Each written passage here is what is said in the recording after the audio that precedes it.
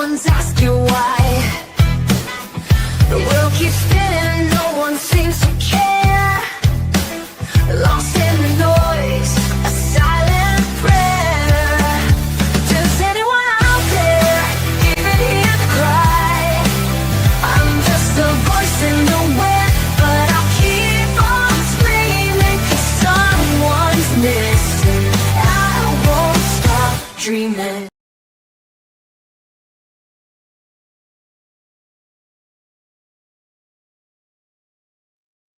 Hi, everyone. Thank you for joining me this evening. Tonight, this case was brought to me by Pink Peony, and I'm sure she'll pop in here at some point. It's very important to her, so I had asked people to go over if they had any cases that they thought I could cover. Okay, and she chose this one, so we're going to go ahead and go with this one. Let me go ahead and share the screen. Before we get started, hey Paul, I'm so happy to see you. Hi Lizzie. Hi Lucy. Thank you for coming in. Hey Lazy Bunny. And we have potato casserole. Thank you guys for joining. I really do appreciate that. Okay, let's go ahead. Okay. Hey Lisa, happy to see you. All right. So we're going to talk about missing California woman. I'm sorry, Arlie. And what a beautiful name. I think her name just suits her so well. It just goes with her great. But I'm gonna go ahead and read about her. If you have any questions, I will kinda, like, star them as we go through, and I'll try to answer them at the end. Alright, let's go ahead and get started. Make sure my sound's alright. Lisa's my sound okay? Or Paula, or Lizzie, or Lucy, or Lazy, or Potato. I think it's showing that it's okay, so I'm gonna roll with it. Okay, guys, here we go. So, missing California woman's car found along iconic highway, and her family's been living a nightmare since. When Arlie Garcia, 25, didn't show up to her job near her Salinas apartment and stopped responding to messages from family, they knew something was wrong. Now, Arlie Garcia's pride and joy was the distinctive bright red car she always drove. Now, it was also one of the first clues about the 25-year-old that she was in trouble. Now, Arlie's sister Elizette Ellie Mendoza discovered the customized Honda Accord abandoned on a stretch of Highway 1 in Big Sur, about an hour from home. Hours from learning Arlie hadn't shown up for work. Now, Arlie, an outgoing automotive specialist who loved Starbucks, was studying to be an ultrasound technician. Now, she mysteriously disappeared on September 22nd, 2022, and hasn't been seen since. It's been like a scary movie since the day it happened. Like, it's just been a nightmare, says her sister. Excuse me. What happened to Arlie Garcia? Now, the youngest in a tight knit family of 7 siblings, Arlie was known for having a solid work ethic. Her dedication is what made it all more troubling that she didn't show up on that morning of September 22nd to her job as a service advisor at a Chevy dealership near her apartment. Now, her sisters Arlie's sisters say that she usually hits the gym at 5:30 a.m. before heading to work at 7:30 every morning. But on the day she disappeared, Arlie had broke her usual tradition. Security footage has shown that she had left her apartment that she shared with her mom at 6:34 a.m., dressed casually in black leggings and a black hoodie with sneakers. Now, her sisters were struck by the fact that she wasn't dressed for work, even though she needed to be at her job less than an hour later. So at 6:34 a.m., there wouldn't have been time to go to the gym and get to work on time. Now, the footage shows Arlie getting into her red Honda and driving away. But what happened in the hours that followed still to this day remains a mystery. Oh, look how beautiful. Isn't she just gorgeous? Wow. So just before 7 a.m., Arlie texted her sister Veronica, writing, "Good morning. I miss you and my baby. Love you." Well, Arlie was referring in the message to her godson, Veronica's son, Davian. But Veronica, who was sleeping, didn't even get the message for nearly 2 hours later. And then she had replied back, but she never once got a response. Now, police have said they believe another video shows Arlie's Honda passing a general store in Big Sur at 7:30 a.m. Although it's not clear who's driving that vehicle because the windows are tinted. Now, when Arlie failed to show up for work, one of her coworkers reached out to her family at 10 a.m., wondering where she was. She was always on time. She would be involved with all of her coworkers, so everybody pretty much knew like everyone else's day. They would text throughout the day. Now, Arlie Garcia's sisters track her location, but by then, Arlie was not returning any messages. Her sisters were panicked. They used the Find My iPhone app to find her in Big Sur. Well, Veronica and her husband went to report Arlie missing to the police. They headed to Big Sur with her husband. They spotted that bright red car pulled over at a scenic turnout along Highway 1 that overlooked a relatively flat area with lots of underbrush. Now, this car was locked and there was no sign of Arlie. Yet, Ellie noticed something odd about the way that car was parked. What clues were found in Arlie Garcia's car? Now, Arlie had a customized suspension system in that car that allowed her to raise or lower the chassis. Her sisters say that when Arlie parked the vehicle, she usually lowered it all the way down in what I can never say that word, aficionados, I believe is how you say it, refer to as slamming. But this time it wasn't slammed. Now Ellie believed that she just thinks that somebody else had drove that car. Police confirmed after processing the vehicle that the driver's seat was set way back compared to what she would have it because she was only 5'5". There's no way that Arlie would have positioned it that way. So the police found Arlie's phone, wallet, keys, all inside her car, but there were no signs of her though, like nothing. There was no obvious signs of foul play. Now the deputies from the Monterey County Sheriff's Office were also set to the scene. When they arrived, it was already dark, and they were searching the surrounding areas with specialized drones. The drones we use are all well equipped and for searching at night. Monterey County Detective Arius Wilson says they have infrared cameras. They can detect body heat, and there was no indication that she was anywhere near that area. Oh, that's heartbreaking. Gosh. The effort to locate Arlie continued the next day, and with search teams, trained cadaver dogs, and regular search dogs spent 2 days just scouring that area. We essentially searched 4 miles north of where her car was found, and 4 miles south of where her car was found. So every cove, every beach, every trail, turnoff, everything was searched, and there was no indication of Arlie. Well, Detective Wilson says the search team looked for footprints, broken branches in the underbrush, anything that could have been recently dropped, such as a candy wrapper, but they didn't find that. To me, as a search and rescue team member and as a detective, it just indicates that she didn't remain in the area where her car was found, says Officer Wilson. Now, the police told Dateline they've interviewed several dozen people about Arlie's disappearance, including her boyfriend, a photographer she met at a car show, along with a coworker, some coworkers, and others, but really, they've made zero arrests. Arlie Garcia's disappearance has similarities to another case. Let me go over here and check chat, make sure I didn't miss anything in chat. Hi, Mark and Betty. 3 days in a row. My goodness, what have I done right? I'm so happy to see you. I hope you're doing good. I really do. It always cheers me up to see you in chat. Okay, I think chat is good unless something's not showing up. Let me see. It doesn't look like I know there's two streams going, guys, and I know it's hard to keep up in that way, but for some reason my chat is not showing up right. Oh well, we'll just roll with it. So, guys, if there's anything in chat that kind of needs flagged, please just let me know. Put a caution sign, a red stop sign, something, and I'll take care of it. Okay, back to Arlie. So, Arlie Garcia's disappearance has similarities to another case. Arlie's sisters and investigators have considered the possibility that her disappearance could be connected to the case of 20-year-old Kaylee Gamil, another woman of color who went missing about 5 weeks before Arlie. Now, the two young women lived just a mile apart and both had long dark hair. Well, I don't know. Hopefully, there's more than that. At this point, we're not sure, Veronica said. Enough possible connection between the two cases. I mean, they're both young. They're both women of color. They both went missing in the same area. It's very shady. I could see where family would be a little concerned with that, but I don't know if that's enough. We'll see. Let's continue. So, Gamil's body was discovered on August 30th, 2022, in Big Sur, about 200 yards from Highway 1. Now, Detective Wilson and the Monterey County Sheriff's Office as lead detective in Gamil's homicide case, he told Dateline that while he isn't ruling out any possibilities, to date, he's seen no evidence that the links of the two cases they just don't link together. I guess maybe they just couldn't find enough than just terror and being the age. Now, their police department is investigating Arlie's disappearance, and they've said they've ruled out a connection between the cases for sure. Okay, well, then I guess that's done.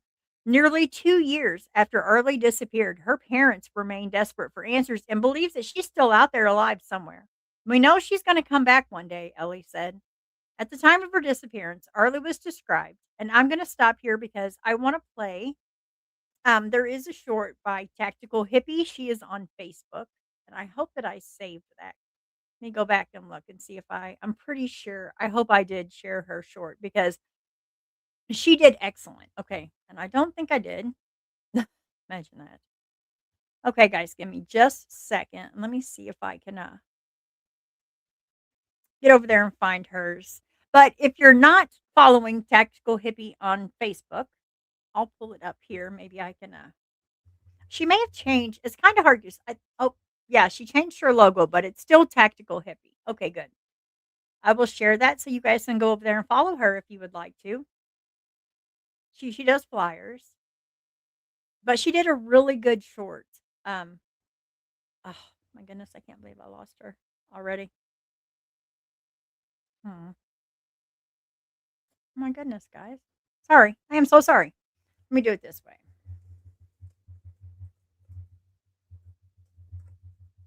Sorry. Sorry you hear me typing.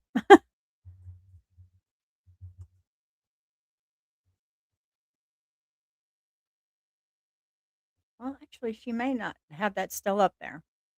Oh, well, goodness. I really wanted to use that. Okay, so I'm gonna go ahead and rate it. At the time of her disappearance, Arlie was described as 5'5", 150 pounds, with brown hair and brown eyes. Anyone with information about her disappearance is urged to call Detective Edwin Cruz with the Salinas Police Department at 831-758-7393. And while I play this next video, which I'm warning you all now, it is of Nancy, and I know that you either love Nancy or you hate Nancy, but in all honesty, it doesn't. I mean, she asks the hard questions, and sometimes you really have to, ask the hard questions. So, I like Nancy, but some of you may have a problem with it. I get it. She can be a bit much, but, sometimes you have to be a bit much, right? Oh, and you know what? I did find her, thing real quick. Well, great. That worked out great. Let me share. Which one is that? The second one? Here we go. Okay, let me share this, and this is by Tactical Hippie, guys. Like I said, I didn't put it in here. Okay, let me share this first, and then I'll put her link. I'm all backwards today, guys. I'm sorry. I don't know what's going on with me. It's backwards. Okay, there is her link on Facebook. That's where you can find her. And then I'm going to go ahead and share this. Let me see if I can't make that a little bigger. We can't see it like that. Hope I can't because it's Facebook and it's a short. Okay. Arelie Garcia was last seen on September 22nd, 2022 in Salinas, California. She can be seen leaving her apartment on Roosevelt Street at 6:34 a.m. She was not due to start her shift at work until 7:30 a.m. Arelie never arrived at work, and she has never been seen or heard from since. The last place that her cell phone pinged was in the Big Sur area, which is about an hour drive from Salinas. Her red Honda Accord was found parked in a pull-off on the side of the highway. Her car was locked, the keys were in the ignition, and her phone and her wallet were also inside. Arelie's Honda had customized air suspension, and it could raise and lower the chassis. Normally, when she parked, she lowered the chassis all the way to the ground. However, when her car was found, it was not lowered to the ground and the driver's seat was pushed all the way back. Arelie has not been heard from or seen since. Arelie Garcia was last seen on September 22nd, 2022 in Salinas. Okay. Mark and Betty, I'm so sorry. I should have explained that. I have 2 different streams going. I have, like, the computer version and then people that can watch it on the phone. So you're probably just over there by yourself, and I am so sorry. But there is another stream, like, for phones, it's a little easier to see. Hey, Pink Peony. I'm so glad you popped in. I told them that this was the case that you wanted to. So, of course, because you picked the case tonight, if you want to, I'm going to give you the option to mod. Do you want to mod tonight or you just want to listen? Because whoever wants to throw out cases to me, if I when I cover the case, that person gets to be mod tonight. So no one is any better than anyone else. So if you want to mod for me tonight, you absolutely can. And if you don't want to, I get it because you and I both have been mods for a long time. So, hi, Dragon Classy Diamond Art. Happy to see you. Thank you for coming in. I'll wait for Pink for just a minute. Well, actually, I'll go ahead and play it. And if she wants to, I'll go ahead and do that while we're playing this. But like I said, the next one's going to be Nancy. And I do understand a lot of people don't care for Nancy. But you know what? When it comes to the missing people, I'm just gonna share, the factual information for sure, because so much misinformation is ruining cases, and we just don't wanna do that. I think this one is Nancy. I hope this one's Nancy. Where you at, Nancy? I can show you kind of where they searched beforehand. Let's do that just to be safe because I want you to see what these people had to go through. You get nervous modding? Okay, no big deal. Um, you want to mod? Okay. Mark and Betty has not modded yet for me. Mark and Betty, all that I ask is that can you think of one case and then it doesn't have to be right now, but kind of think of a case that you think I would be good at covering. That way I can kind of say, okay, I modded Mark and Betty for a night because of this case, because somebody will be childish and somebody will have a fit, I'm sure. So that while I'm playing this, I will go ahead, Mark and Betty, and yes, you can tonight. I'll absolutely let you. Pink says she gets nervous modding, so Pink, do you mind if Mark and Betty takes your spot tonight? Dragon, what I kind of do is, I mean, whoever, what it is I know there's so many people that never get a chance to be a mod, and then there's so many mods that kind of take advantage of the fact that they are mods. So I want this channel to be like a when you pick a case, you get to mod that night. That way I know that you're dedicated to the case and that you would have no problem with removing someone being disrespectful and it gives everyone equality, because a lot of people never get a chance and that's just not fair to me. I think everyone deserves that. Pink Peony says, okay. All right. Well, thank you for being so kind, Pink, and allowing Mark and Betty. And like I said, and then Dragon, same with you. If you guys can think of another that one, okay. I will write that down as I'm playing this next one, and then I'll mod it. All right. And see, I think that's fun because we make someone happy each live, and that's our goal. We got to learn how to make people happy. We got not people pleasing, but we do have to set our boundaries, but be kind. So I like this idea. Okay, I'll be writing that down, Betty. Oh, or Mark and Betty here. Okay, I'm gonna go ahead and put this up here. Let me go ahead and make it a little bigger. Okay. I'll play this and I'll get the other done.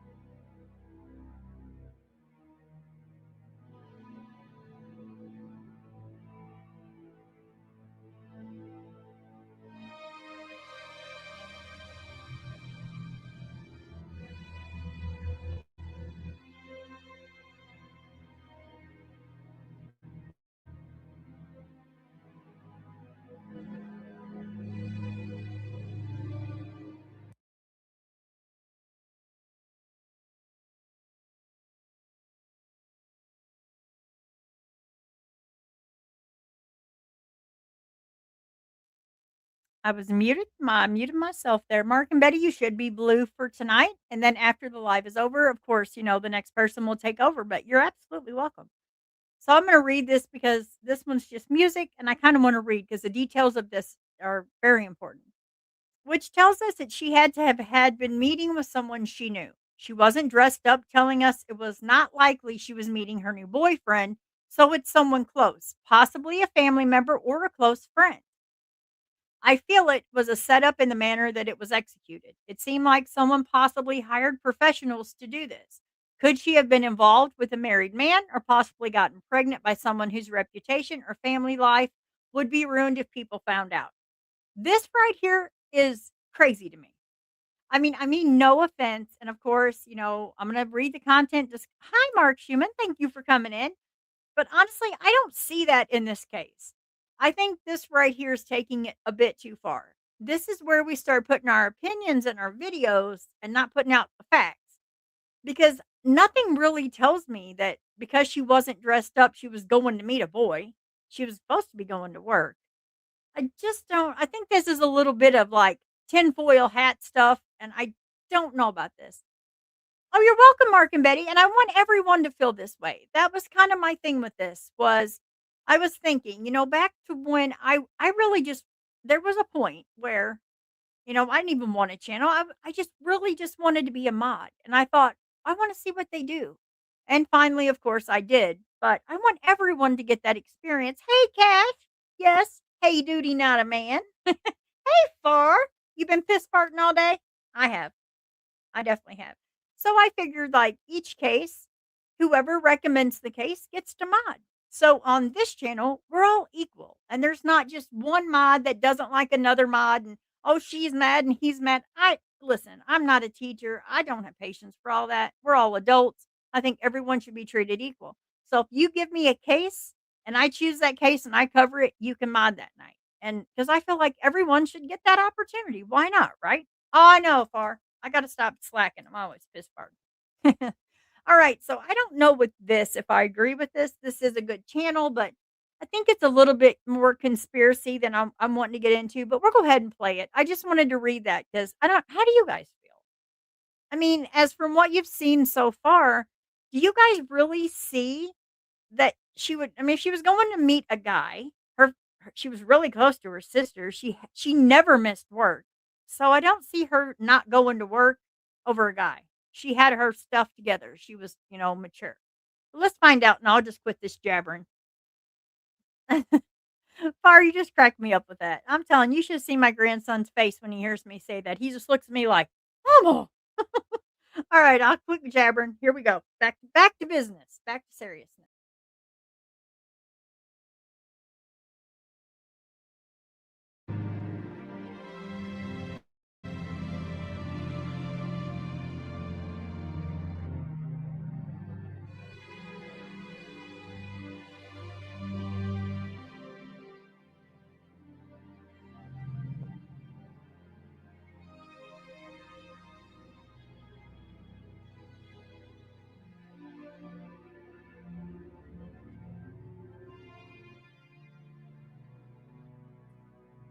Okay, you guys. I started to say, was this moving or were we just listening to this?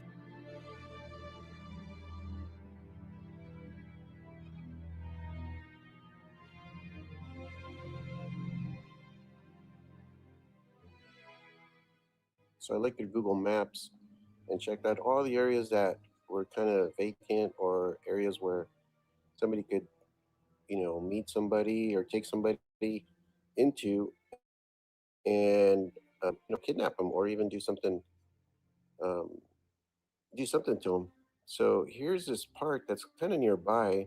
You could probably get there from her house to this part. It's probably like maybe 10 to 15 minutes. So she could have stopped by, had somebody, um, met and they could have done something to her here at this place because there these little roads. It goes all the way back. I mean, it was kind of closed off, but you still drive through it. It says authorized personnel, I think it said, and but you can still make it through. And then if you kind of go into one of like these roads lead into other roads that kind of go into the, I guess you could call it little like forest or into the tree area, and as you guys could see there on the drone footage, there's a bunch of stuff back there where you could, just pile things on top of a body, or if you want to like hide evidence or something, you can just throw it back there. So the question is, what could have happened to her? Now, it doesn't really leave too much time for somebody to do something to her. It's about a 10 to 15-minute window that somebody has, because the car was seen about 7:30 closer to Big Sur when it crosses that general store. So if we kind of take that into account, and also the way she's dressed too, it's because at first I used to think, well, I was thinking maybe somebody kind of lured her out, like maybe wanted to do a photo shoot with her car, and she went out there. But the fact that she was still planning to go to work, I it seems like she was planning to go to work. She didn't call in, and I don't know if she was gonna just ditch work, but it seems kind of weird. It almost seems like she's dressed where she's gonna meet somebody she knows, and then come right back home and change for work. Because if this is just about 10 minutes away, and she's just meeting somebody just to maybe get something from them or just talk to them real quick, she could still make it back home and then to work. I think her work was only about like 10 minutes also. So this Okay, so I stop it here because if we really look at that, I mean, look at how desolate that really is over here. We've got a lot of area, but why would she go an hour out of her way that direction when she's always at work? Hi, Chris. Thank you for coming in. Like, this was a woman who had a routine. She got up, she got ready, she went to the gym, she went to work. Like, this was everyday routine life. She had her stuff together. But this day, they're saying that there was a text that she was seen leaving at 5:30 AM. I don't know, are any of you in California? Like, do any of you live in California? Because I don't. Is it that bright at 5:30 AM? Because I seem to feel like the timeline's a little off. I feel like it's 6:30 AM. I really do. Because maybe I don't know, I don't live in California, though. I know 5:30 AM, it's, like, just getting daylight. Like, it's daylight, but it's barely. But this is bright. You can see her plainly in her leggings, her sneakers. She looks like she's going to work out. So I don't know. What do you guys think? I'm so curious with it because we gotta put our brains together here because something's not making sense. And I have a feeling the problem here may be the timeline. I could be wrong, of course. I mean, I've been wrong 1,000 times or more. But it just doesn't feel right that 5:30 AM she walks out and it's that daylight. But if there's anybody that lives in California that can correct me, please do. And I'll shut up and go ahead and play this. I'm sorry. I just missed everybody. I see Mark and Betty in here and I just am like, and Piss, Fart, and Far. And we have Chris, Cash. I'm so happy to see you guys. Pink Peony. Pink, you have been a mod for so long and you still get nervous modding.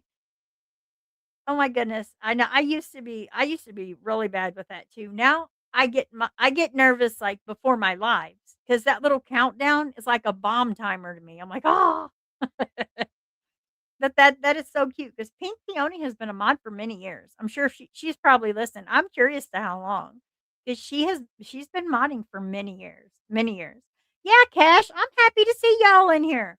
I haven't seen you in forever.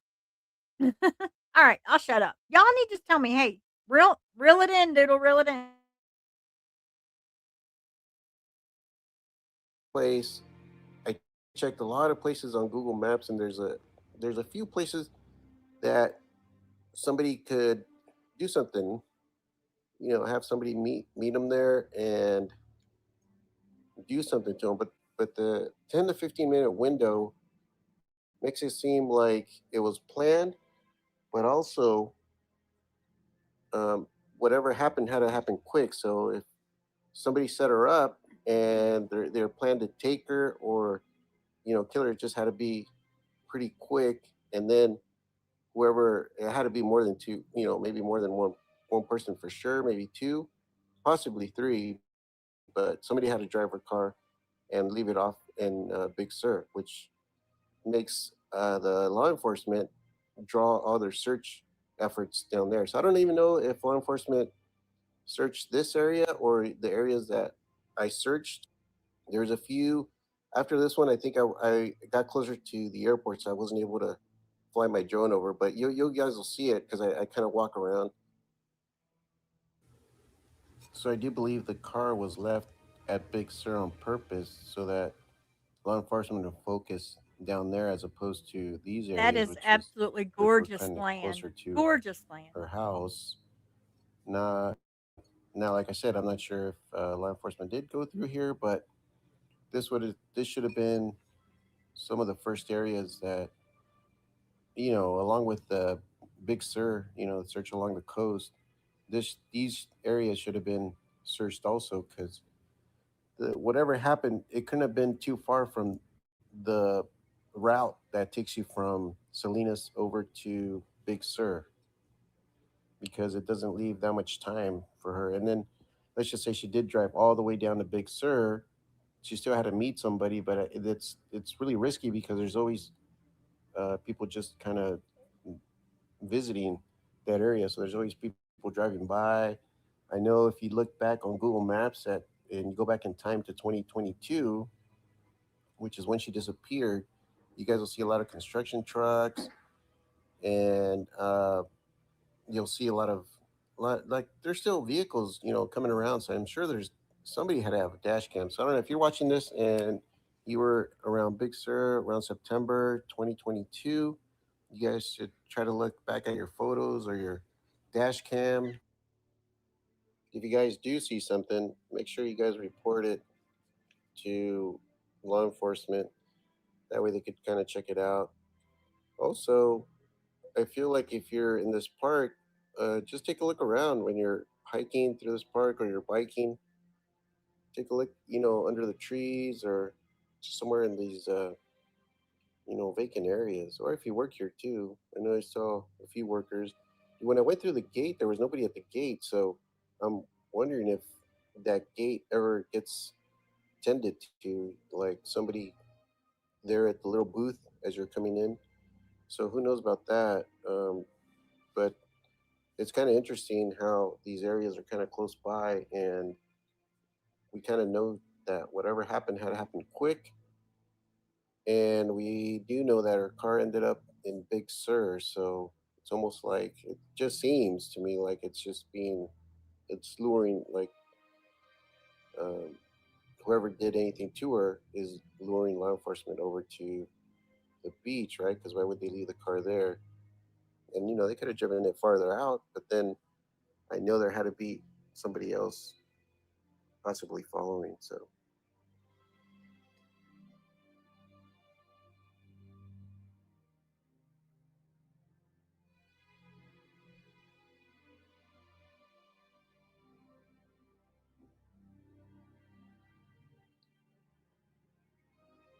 So this spot was interesting.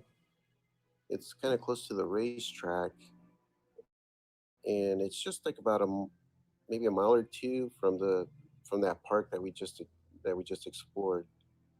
So if you look down, this has a lot of little roads. Also, a lot of these areas have small little dirt roads that don't seem to be they don't seem to be driven on often. So if you look back here, and this is on a Sunday. So I came down here on a Sunday on a holiday. So you could kind of see people golfing back there, but I doubt any of the golfing back there even noticed me back here. They just figured it was just a car passing by. So if somebody were to bring somebody down here, there probably wouldn't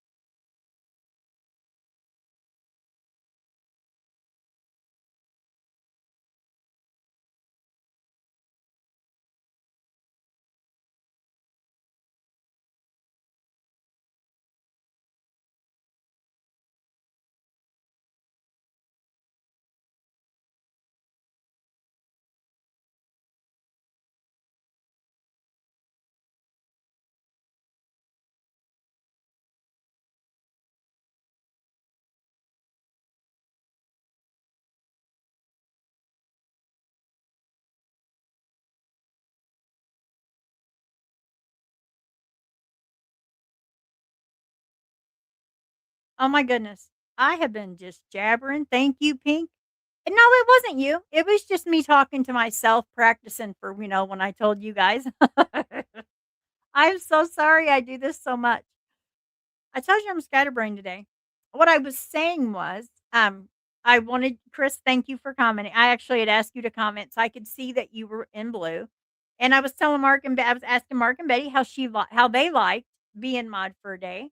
And guys, I do appreciate each and every case that you throw at me. And I want everyone to get that opportunity to be a mod. Now we all know that there's going to be some that's going to give me a case that's not going to be a good mod, but if you give me a case, I want you to feel comfortable, and I do feel like this stops from the trolls coming in because if you pick the case, you're more apt to throw them out in a respectful way. Doodle says, "I went in and out twice thinking it was me. Oh no, I'm so sorry." What it is I take myself off the stage because I feel like it gives me a little bit of an echo, but I might need to leave myself up there if just in case as a reminder, because apparently I'm not remembering. You're welcome, Chris. But that was for the case last night. Now, after tonight, tomorrow, I haven't gotten any cases given to me for tomorrow yet. Mark and Betty did give me one, but I like to do my research.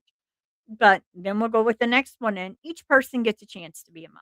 And I'm done blabbering. Y'all got to reel me in. I get to talking because I see a lot of people in here that I've missed. So I'll shut up. I'm sorry. They probably wouldn't be noticed. And especially there's a little road back here. You'll see it because they start walking down it. You'll see me get it off right now.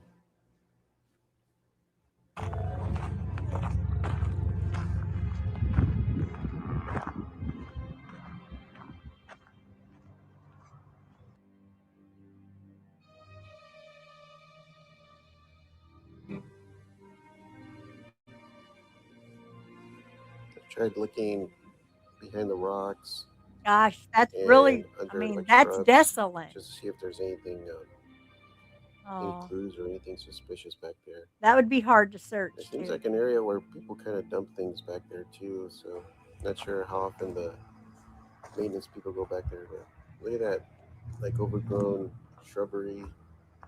They can easily, hide something back there. So it's kind of weird though, because about this area here, you can see the phone kind of acting up, like it was my phone camera, which I always use, and it doesn't do that. But see how it's like, I'm not even sure how it's really doing that. Yeah, it was acting up. The sound was off, and then it was cutting little parts off. So I don't know why that was. And it was just in this little area. Though, later on, you'll see another little clip I film up a road, and it doesn't do this. So it's kind of weird. Now somebody left all this stuff right there. I'm not sure if that's just people dumping trash or what. But you guys can see if somebody's dumping trash there, that means there's not that many people in this area, so that these people kind of get away with dumping all this crap there. So that's horrible. People just leaving their bags instead of dumping it somewhere in the trash can. But so anyway, you can see how it's a bit dense. I mean, even if you kind of fly over it, you probably wouldn't notice too much, just because of the shrubbery, the shrub and the bushes and the trees and stuff. So it's kind of hard to see things. You have to get really close. Which again, I'm not sure if the law enforcement searched this area also. And I couldn't fly my drone over this area because I was too close to the airport, so it was restricted by the FAA.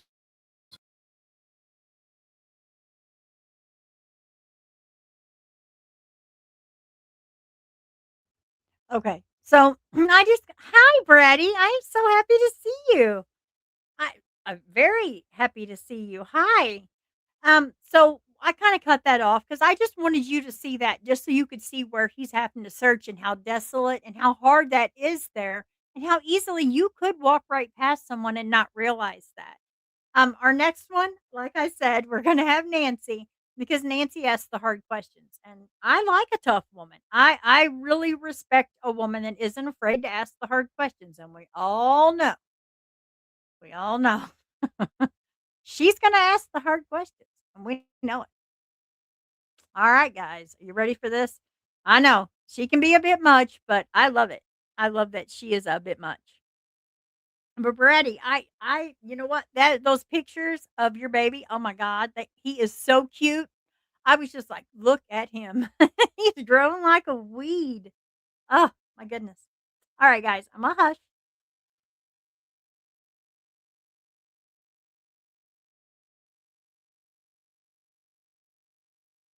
A gorgeous young 25 seemingly vanishes into thin air.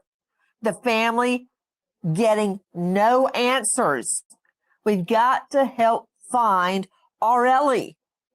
I'm Nancy Grace. This is Crime Stories. Thank you for being with us You're here welcome, at Crime Nancy. Stories and Sirius XM 111. Listen to this. Arelie Garcia was seen leaving her apartment around 6:30 in the morning, headed to work. Garcia never made it to work. Instead, police found her red Honda Accord in Big Sur near the Little Sur River. Her car was locked and phone and car keys were found inside the vehicle, but no sign of Arelie Garcia.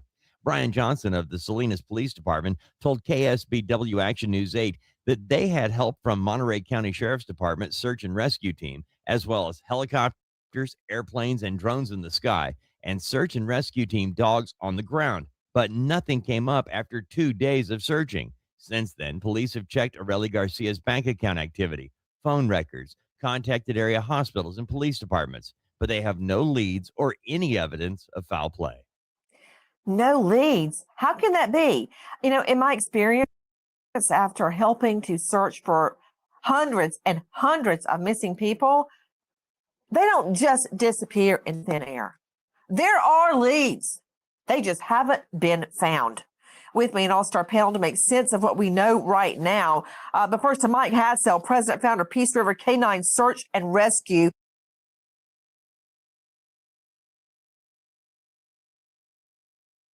Oh, okay, guys, before she starts, do y'all need coffee? Y'all need nerve medication? I love her. I do too, Brady. I love her because she's so strong willed. I mean, I'm telling you, I wouldn't want to have an argument with her. She'd win. So I know some people love her, some people hate her. So guys, just prepare because she's fixing to get into it. And I think that's what I like about her. I love her passion. All right, here we go. And Mark says, I'm assuming the police talked to registered sex offenders in the area. I can't guarantee that. I would assume that, Mark, because you would think so. But hopefully some of this will come out that they have. I'm not sure. I really hope so. I do. You can find them online at prsar.org, Peace River Canine Search and Rescue. Mike Hassel, nobody disappears into thin air. That doesn't happen. That's right. There are clues. There is evidence left behind. Apparently, nobody's finding it. Do you agree or disagree with that? Somebody probably saw something. They just haven't found that person yet, and hopefully they will. And maybe with enough attention, they'll come forward and say what they saw.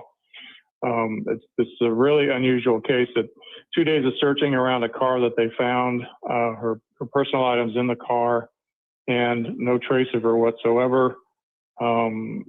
Montrose is a good search team, and I'm going back to my old stopping grounds because that's where I started back in Malibu, so I know this area really well. And very surprised they didn't find anything at all. I'm very surprised too. And Mike Hassel, I think that there is evidence that has not been found, or as you say, hasn't been, relayed. Someone sees, knows, heard something, but they don't know what they heard, saw, or learned in order to hand it over. We're looking for a beautiful 25-year-old girl, her family beside themselves. But what more do we know about this young girl, Arelie?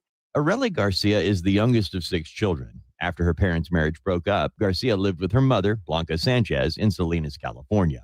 After high school, Garcia began training in the Automotive Mechanics Technology program at the Center for Employment Training. She found a job at My Chevrolet in Salinas as a service advisor. Co-workers described Arelie Garcia as the, quote, happy one of the group. To Dan Corsentino joining me, former police chief, former sheriff, also with U.S. Homeland Security on the senior advisory board, now private eye at dancorsentino.com.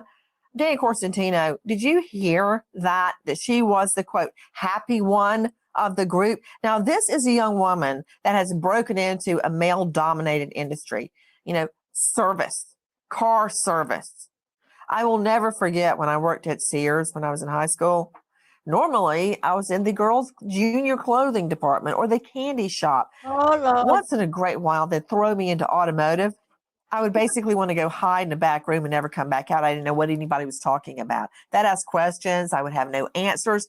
This girl plows into it, makes her way at the Chevy, my Chevrolet in Salinas as a service advisor, telling people what they need to get done to their car. So she's a success. She's doing really well. And she's known as, quote, the happy one, Dan Corsentino. Why is it that we see the best, the sweetest, the most wonderful people turn into victims, while all the dope dealers and the child sex predators, they seem to live forever, Corsentino? They never go away. Boy, you said it, Nancy. It's really difficult. Here's a young woman who had a passion for automobiles. She loved cars. My nephew's like that. We thought he was going to turn down college and be a car mechanic. He worked at, AutoZone the whole way through high school. He loves nothing more than to work on cars. And she was part of a Mizo Fresh car club where she customized and showed her own Honda Accord at times. So she had a passion. But to your question, the victimization of those that are kind, gentle, outgoing, and happy, I can't explain that. There's no explanation in regards to this cruel world that we live in. But we see that all too often.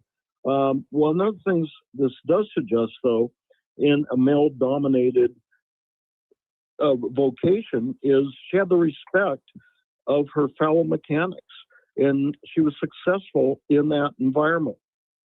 Joining me right now is a very special guest, Ellie Mendoza. This is Arelie's sister, and you can find her online at Arelie Garcia, spelled ARELIE. ArelieGarcia.com, GoFundMe.com, help find Arelie Garcia, and at Bring Arelie Home _ We really need your help. Arelie is not a celebrity. She is not a high-profile case. She's not a fashion model that walks the runways of New York at Fashion Week. This is a beautiful, young, loving girl coming from a big family that loved her more than anything. This is a girl who loved cars. She has a red-wrapped Honda that she worked on incessantly. This is a great girl, and she's not getting the attention and the effort that she needs. Ellie, thank you for being with us. I just can't say enough about your sister, but I've researched her, but I want you to tell me about Arelie. Yes, of course. Thank you for having me. I'm glad that you pointed out that point. Obviously, we're just a simple family. We are not rich. We are not someone important. And I feel like that. Well, you're important to us. You're important to us. Just know that. I appreciate it because a lot of people still don't know about her story.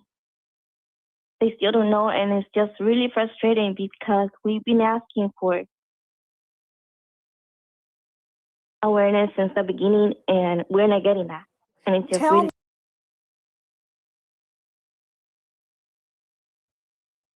My pause game is terrible. I always make her look bad like that. I never mean to. Sorry, Nancy. So let's talk about this a little bit. So Doodles and Gray says, that scene could be staged. Maybe she was never ever there. Hey, she may have never been over there. She's right. Maybe she didn't drive that car there at all. And Pink Peony, being in the area, says she's going to ask her aunt about that service dealership shop. She gets her car serviced around there. Yeah, I think that's a great idea. Absolutely. And Doodles says, I wonder if they got all the co-workers' alibis. I would hope so. I really would, but she never made it to work, though. So maybe, did she have an enemy at work? I don't know. Pink says her two sisters are so bubbly in interviews. Yeah, I think it's been enough time that they know that if they come up here sad and sappy, because some people believe that you have to fake it on stuff like this because it shows weakness.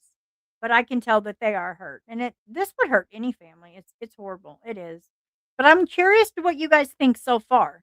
So, you know, we have video that we can see that she's getting in her car, she's leaving. You think she's going to the gym. The time is off. The 5:30 to 6:30 that I'm telling you that's the main red flag I got was, wait a minute. It is bright when she went out and got in her car. It couldn't be 5:30 a.m. But I haven't checked to see if it was daylight savings time either. I don't know. I don't know how that works.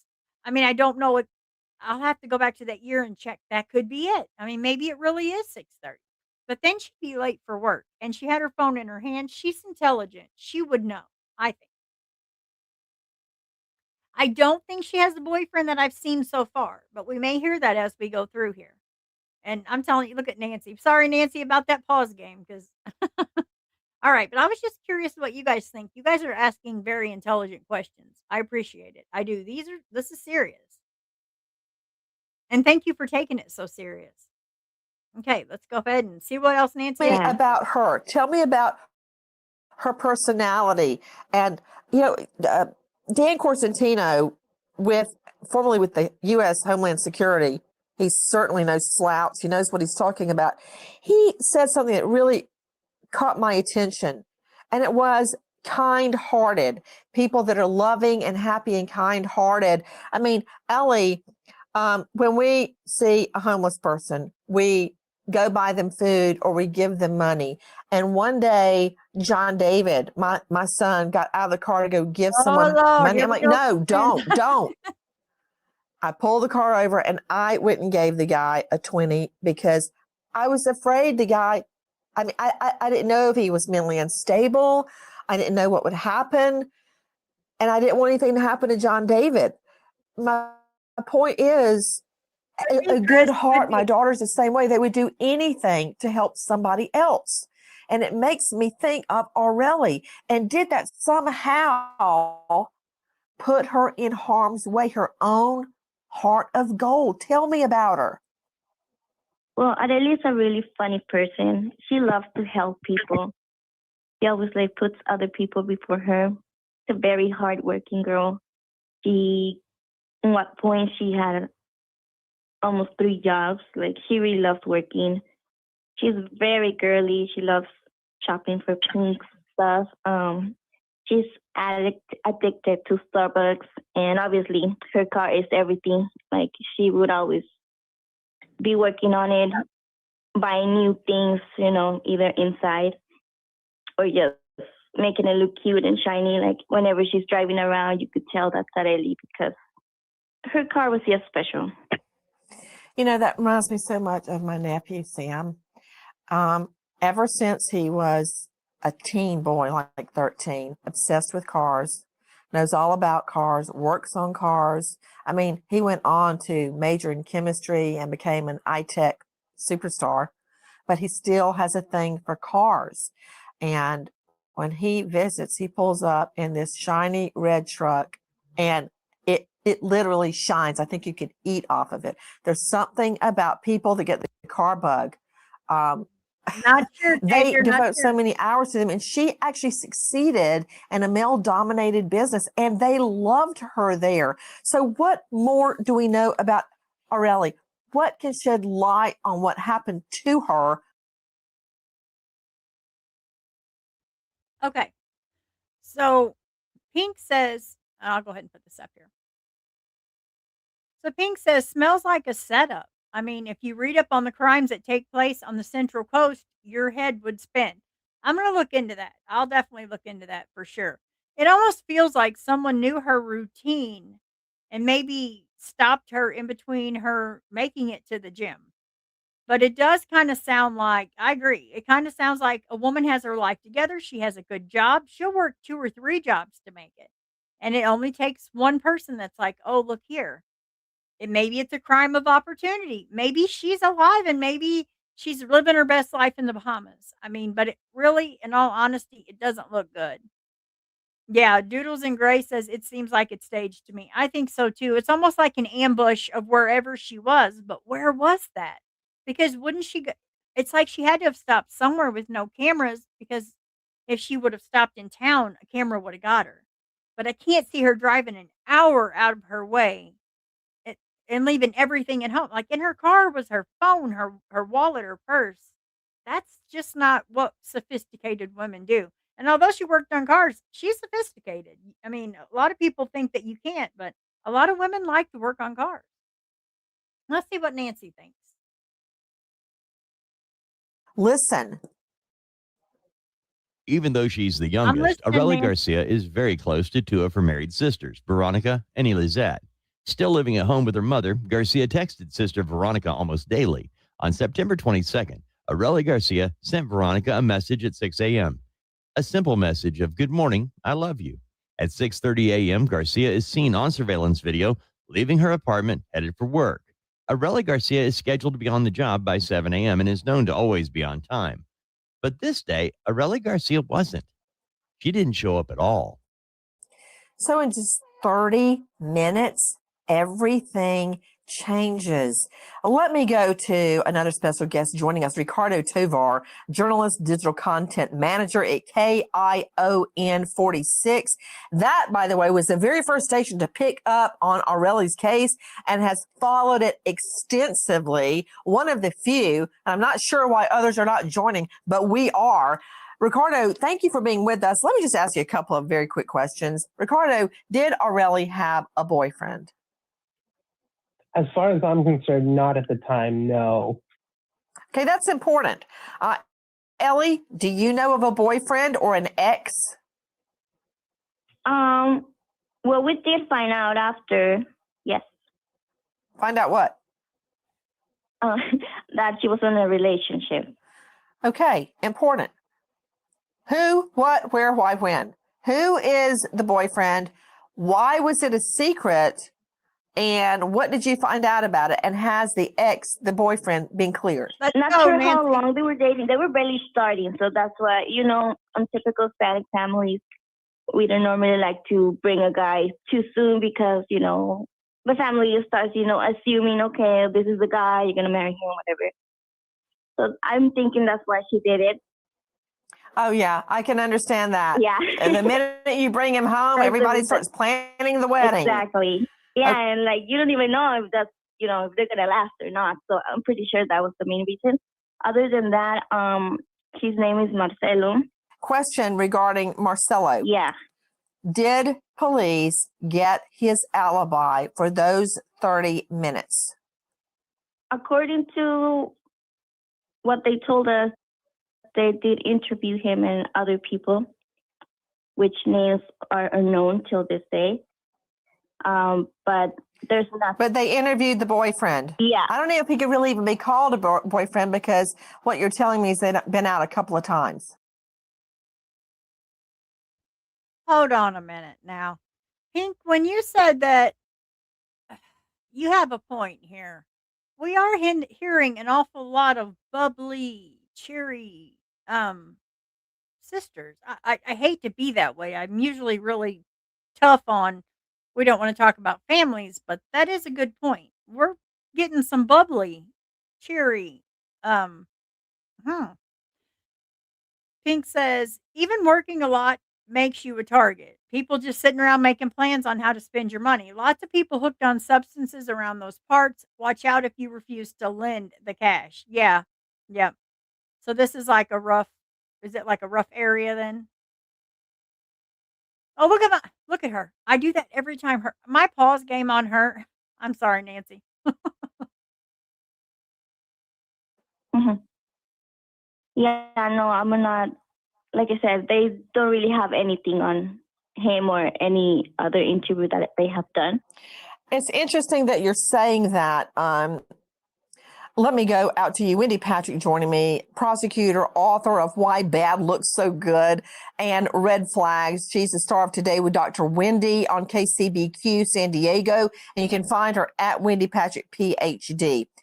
Wendy, I don't have any cases at all where after a just a few dates, say 2, 3 dates, there's been a homicide.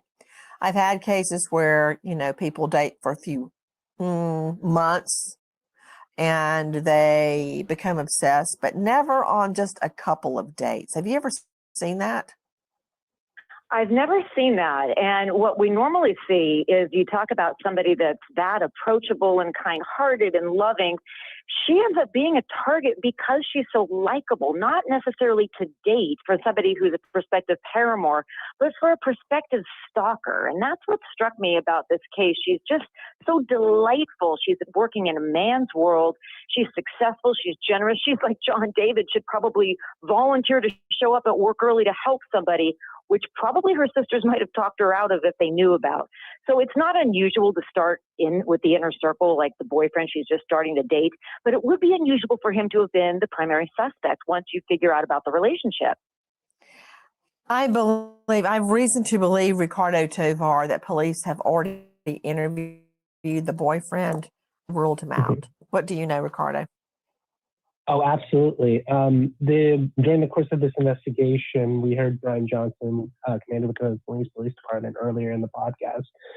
They interviewed over 62 people extensively, and they've gone back and forth with them over the course of the year, and they've ruled all 62 out as possible suspects, as possible leads for this case.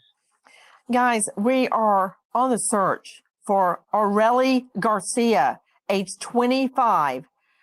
She heads out 6:30 a.m. It's never late to work. At 7 o'clock, she hasn't shown up. Now, take a listen to this. Arelie Garcia's sister, Elizabeth Mendoza, tells NBC, "I got a call from the manager saying that she never arrived, asking if I knew anything because there was no sign of her. And that's not something she would do." Her sisters started texting and calling their sister's phone to no response. Garcia's sister, Veronica, logged in to Find My iPhone and was surprised to see Arelie Garcia's phone last pinged to a location in Big Sur, about an hour away from Salinas. Wow. Okay, Todd Shipley joining us. Todd G. Shipley, certified fraud examiner, forensic computer examiner, cybercrime expert, former detective sergeant, and author of Investigating Internet Crimes, An Introduction to Solving Crimes in Cyberspace. You can find him online at darkintel.info. Todd Shipley, thanks for being with us. Okay, explain how the Find My iPhone has really revolutionized finding missing people. Remember, that was used in the Sherry Papini case. Her phone, of course, told me a lot because the theory out there was that she had been brutally kidnapped, snatched off the street, but the phone was found neatly placed, I believe, on top of a mailbox or something, and it had the phone cord wrapped around it neatly. No, that's not how your phone gets thrown down when you're fighting for your life. That said, it was used then, and it brought a lot of attention to the Find My iPhone app. Explain. Well, I think that, it's pretty obvious that the use of the technology is probably going to further this if we know more about what law enforcement's done. Because having her iPhone that was apparently left in the car is a valuable piece of evidence, not only from the fact that they were able to find where her car was, but the iPhone itself tracks so much information about where we've been and what we've done. And I haven't seen the reports, and I don't know if the family's gotten the exact, forensic reports from the law enforcement agencies involved, but there's a lot of data in there that would let people know what she had been doing. Just the text messages in the Find My iPhone, but her social media, other texting apps, other things that are out there, and a lot of data, the cloud data. There's just tons and tons of data that could potentially give rise to new information that we don't have right now, and I haven't heard that yet. Guys, the very latest in the search for Arelie Garcia, age 25, when she goes missing, called, quote, the happy one at work, where she worked at My Chevrolet there in Salinas as a server, loved, respected. How does this family girl seemingly just vanish without a trace? It's not exactly without a trace. Take a listen to Dave Mack. The search for Arelie Garcia began with a phone call from Garcia's employer. The family tried calling and texting with no answer. Sister Veronica logged in to Find My iPhone. Arelie Garcia's phone last pinged to a location in Big Sur. That's about an hour away from Salinas. Once her family found the car, a red Honda, police searches began. Oh, yes, they did. Here's more. Elizabeth Mendoza and her husband drove to Big Sur, finding Garcia's car parked on the side of the road, locked. Garcia was nowhere to be found. With no cell phone service, Elizabeth Mendoza said she and her husband had to drive about 10 minutes away to let family know they found her car. By the time they returned to the car, local police were on the scene and unlocked the car. Inside the locked car, they found Arelie Garcia's phone, keys, and other personal belongings. That's telling me a lot. To Ricardo Tovar, who's been on the story from the very beginning, joining us from KION 46, explain to me, help me visualize where Arelie's vehicle, her red rat Honda, was found. Yeah, of course. So Highway 1 is a huge stretch of road stretching all the way from the Bay Area all the way down into San Bernardino County.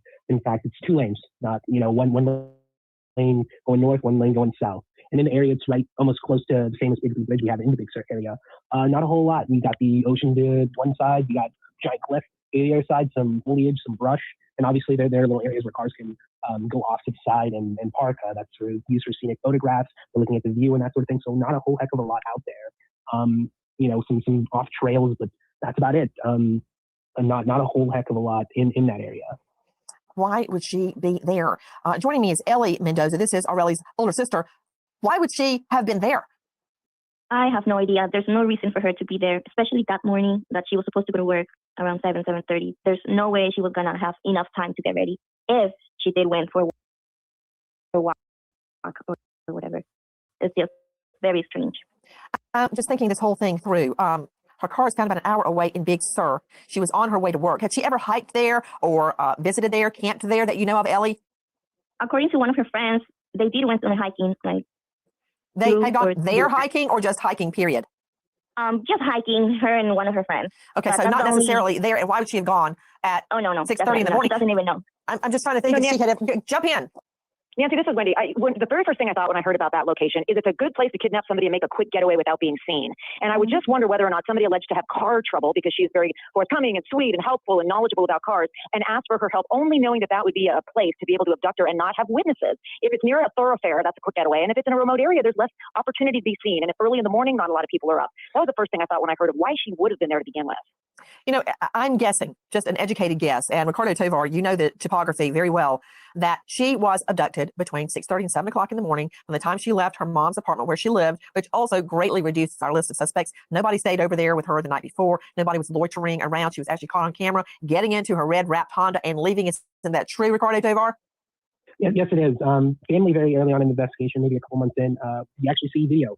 The only piece of video we have of her that morning, she's just getting down the steps from her apartment top. She gets into that red Honda, drives off, and never to be seen again. And I always thought that was strange that, a whole city full of cameras and whatnot, that's not a short drive. It's an hour, and no one else saw anything. Okay, that leads me to a lot of questions, Ricardo Tovar, and you and Ellie Mendoza, her sister, should know.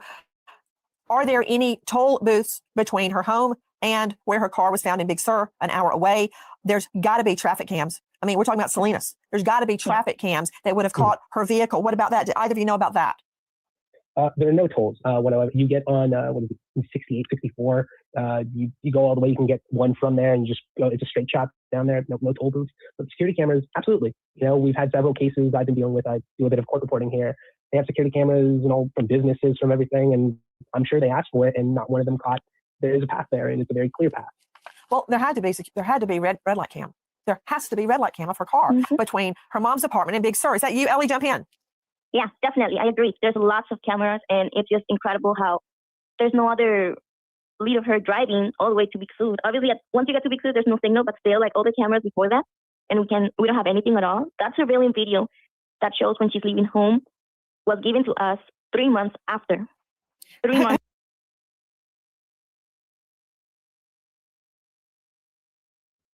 Oh, now Nancy's now's not the time for this. Look, I have her paused.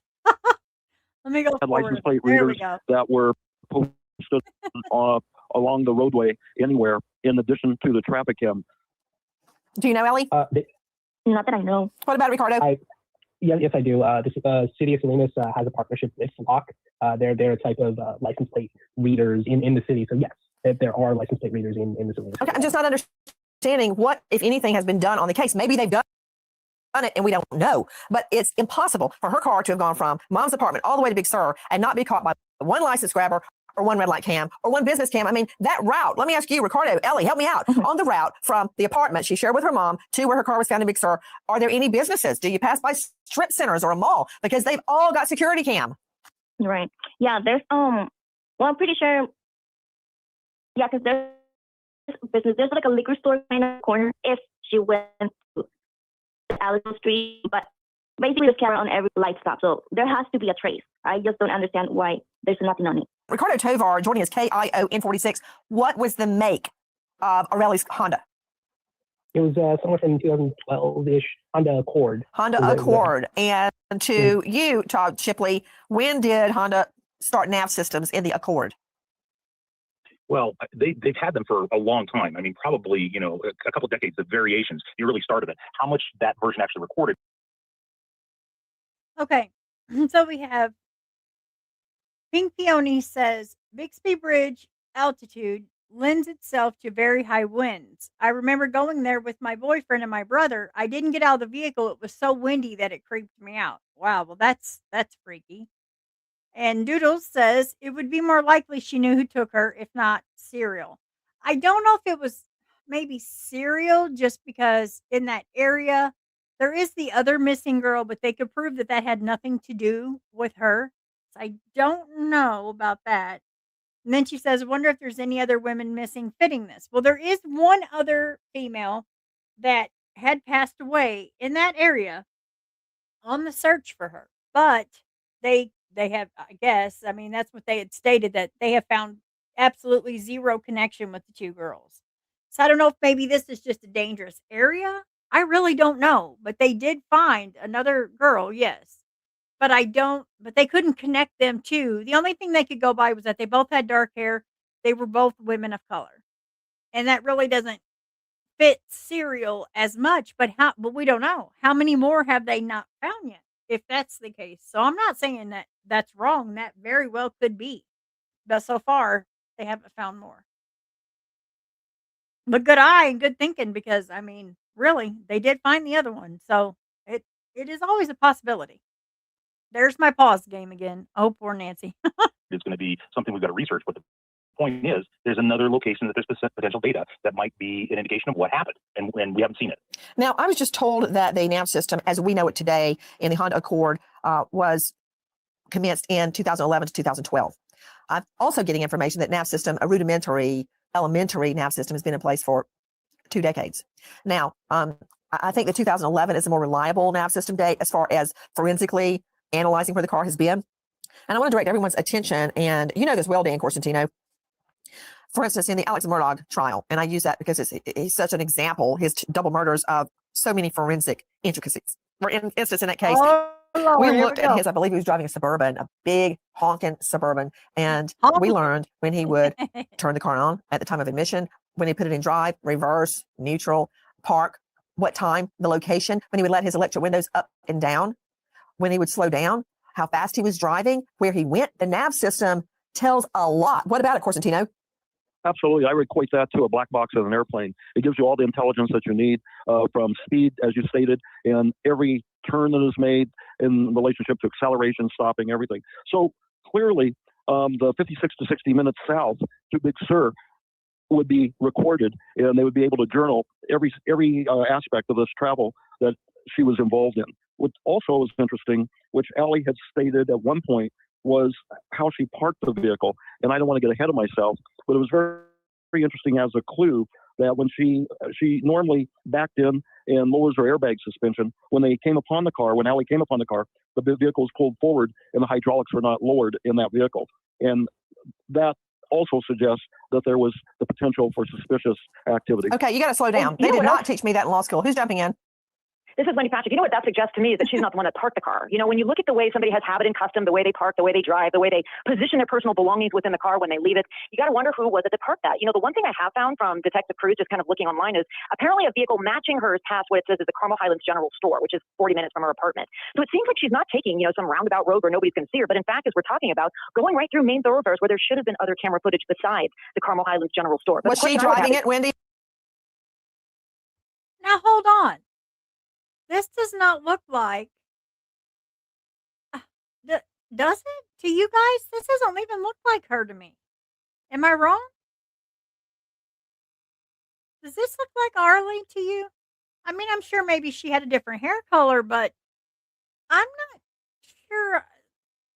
I mean, I guess, but I thought they were both. Pink, do I have this wrong? Like, this doesn't look like her.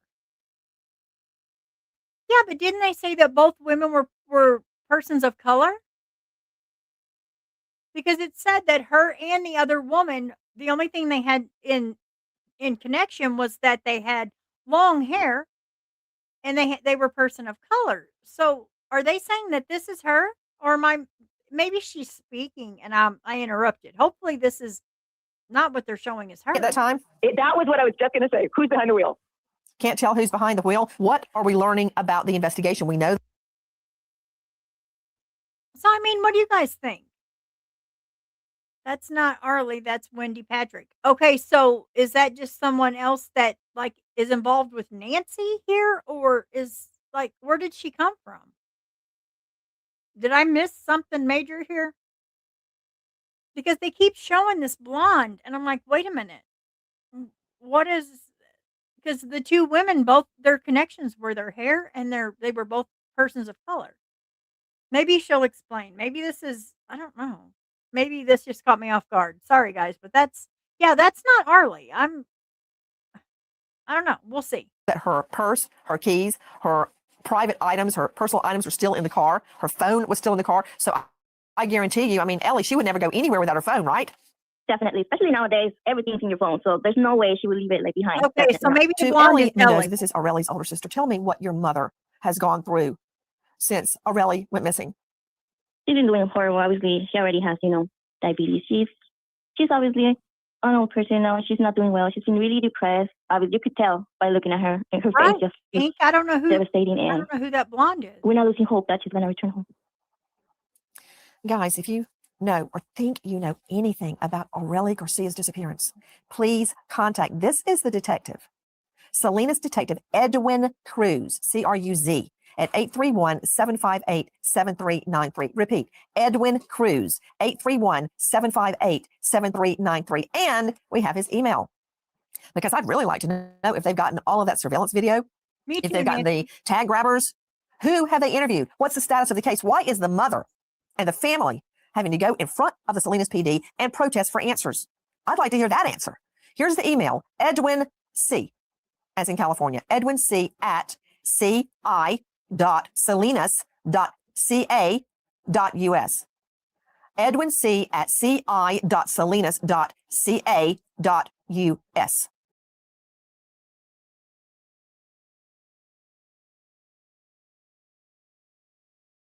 Wow. There is a $10,000 reward. A $10,000 reward. Again, tip line 831-758-7393. We continue our search for Arelie. Goodbye, friend. Guys, thank you for watching Crime Online with Nancy Grace here on YouTube. To get the very latest. Wow. Like, know what to think about this. Like, ugh.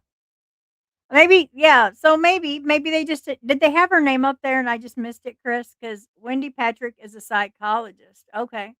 Okay, so next, I don't know how you guys feel about this, but there is a podcast that covers this whole case. It is almost an hour long. We don't have to play it.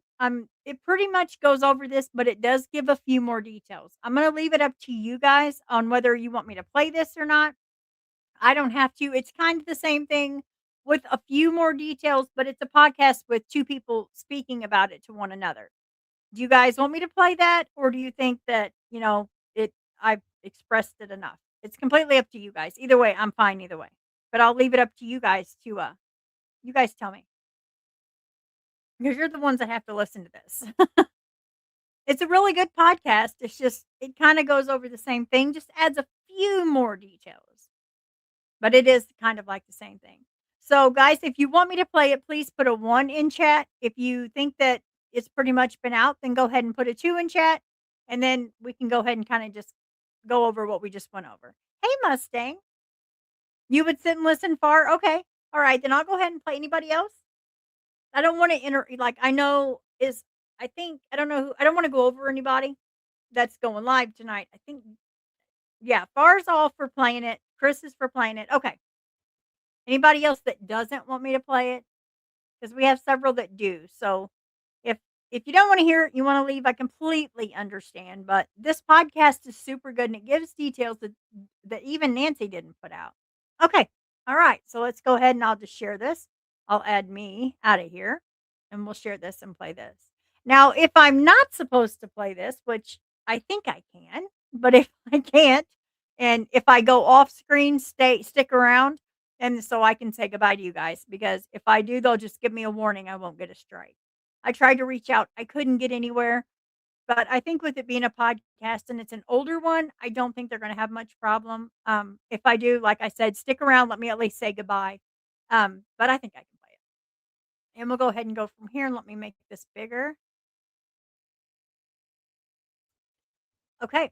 All right, guys. So we'll go ahead and start this. Put it in gear, Doodle. Put the pedal to the metal. I'm on it. Here we go, Pink. You ready for this? Here we go. September 22nd, 2022, a 25-year-old woman left her apartment building in Salinas, California. She looked like anyone else going to work that morning, but she wasn't wearing the right clothes and she wasn't leaving at the right time. Arelie Garcia never made it to her job that morning. Later that same day, her car was found more than an hour away with her phone, keys, and wallet left behind. When police arrived, they found no indication of anything. Not foul play, not self-harm, and not a voluntary disappearance. Just a car that was miles away from where it should have been, and a young woman who broke her daily routine. Now, over 3 years later, her family is still trying to piece together what happened that September morning. When a person goes missing, there's a special kind of pain in the not knowing. I want to tell the stories of those who never came home. Today, I want to tell you the story of Arelie Garcia. I'm Kona Gallagher. And I'm Ethan Flick. And this is And Then They Were Gone.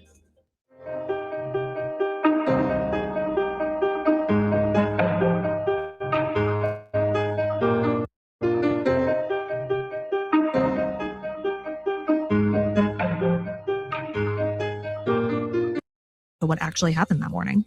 Before we get started, though, we've had some new people join us over on Patreon, so we'd like to take a moment to give some shout outs. Thank you to Jacqueline C., Lena C., K-Mom, but she was especially close with her older sisters, Ellie and Veronica. Arelie grew up in Salinas, which is in Monterey County, California.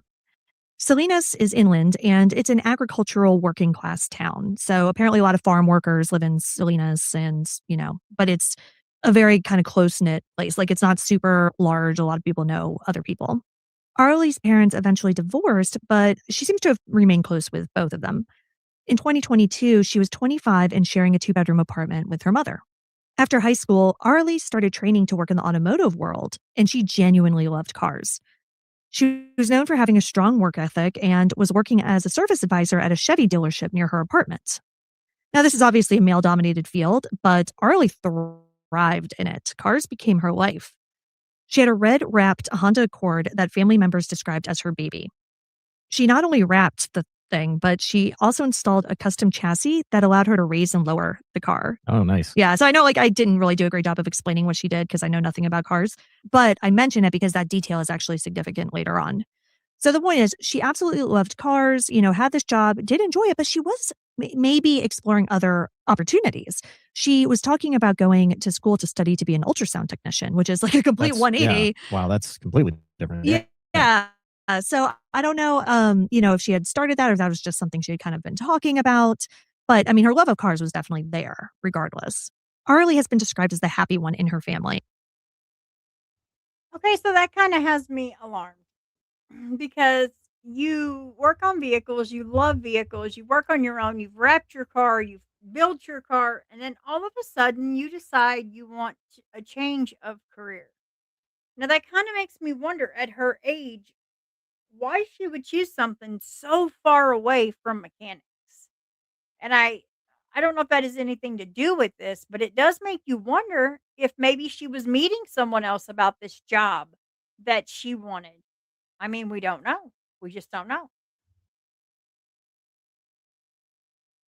She was the one who was always laughing, always smiling, and was just a very positive person.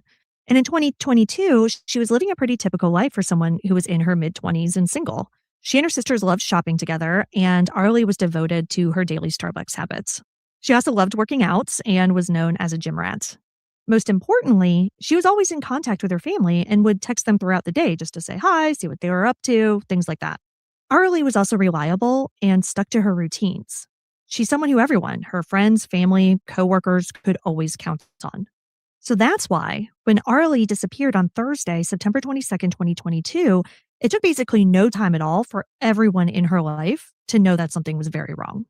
That morning, Arelie was scheduled to work at 7:30, so she usually got to work between 7 and 7:30, kind of in there, right?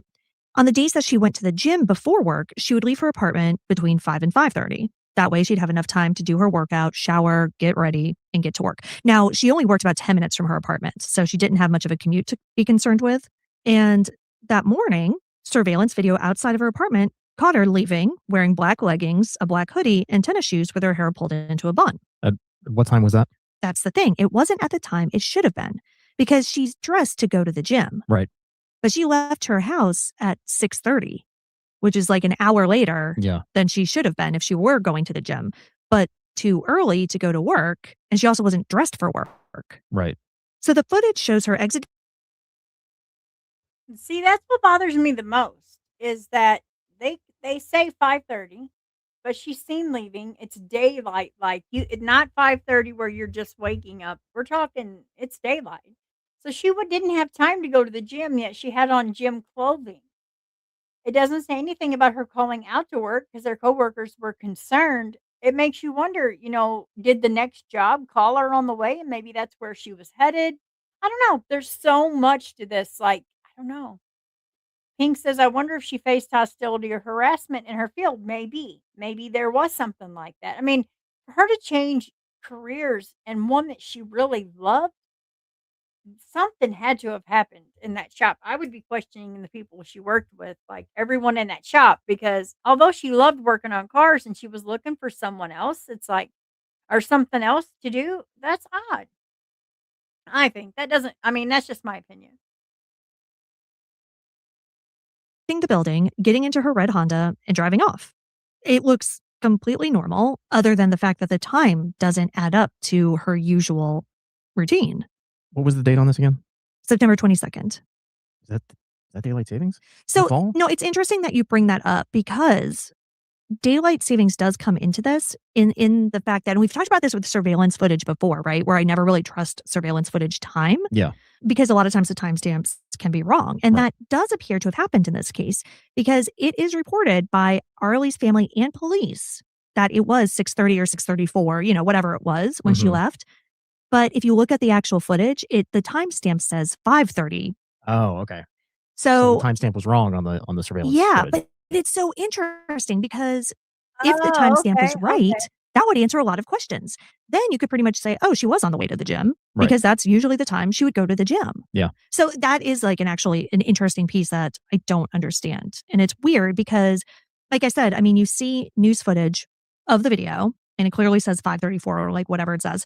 And even some early news reports say 5:30 because they're getting it right from the video. But everything the police and her family said has said 6:30, but they've never actually, that I've seen, addressed that discrepancy directly. Like, I don't have anything that says, like, oh, yeah, the police said that the timestamp was off by an hour. Like, nobody has actually acknowledged it. I don't know. That whole thing is a little weird. Yeah. Excuse me. Yeah, Doodles, what I was saying was like maybe in the car going to the gym, had she gotten a call from the next job saying, hey, could you just stop by here real quick? Even though she's in gym clothes, maybe she's like, well, I can't. I got to go home and change. And they're like, we'll just interview you.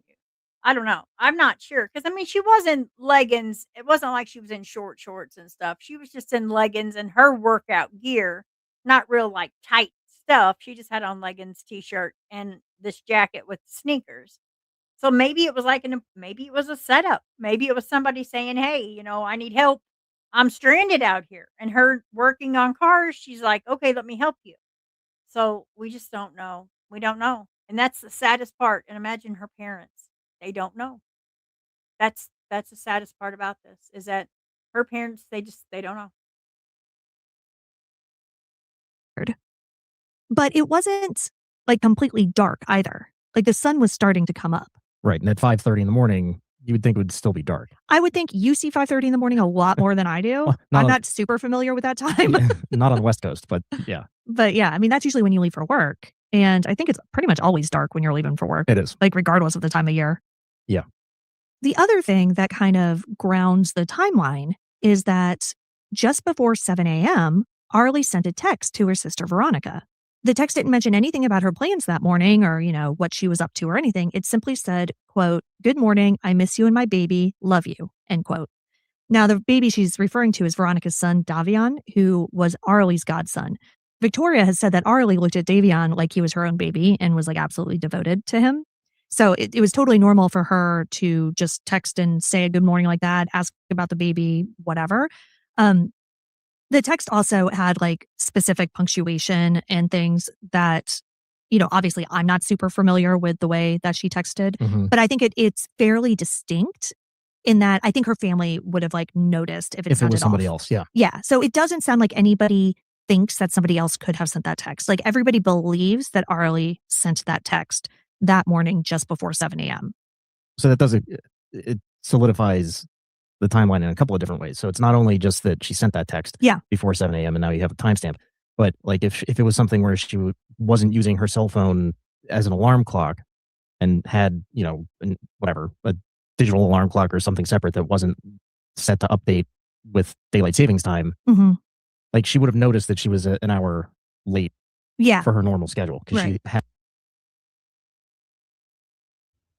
All right. So I'm curious to what you guys think from here.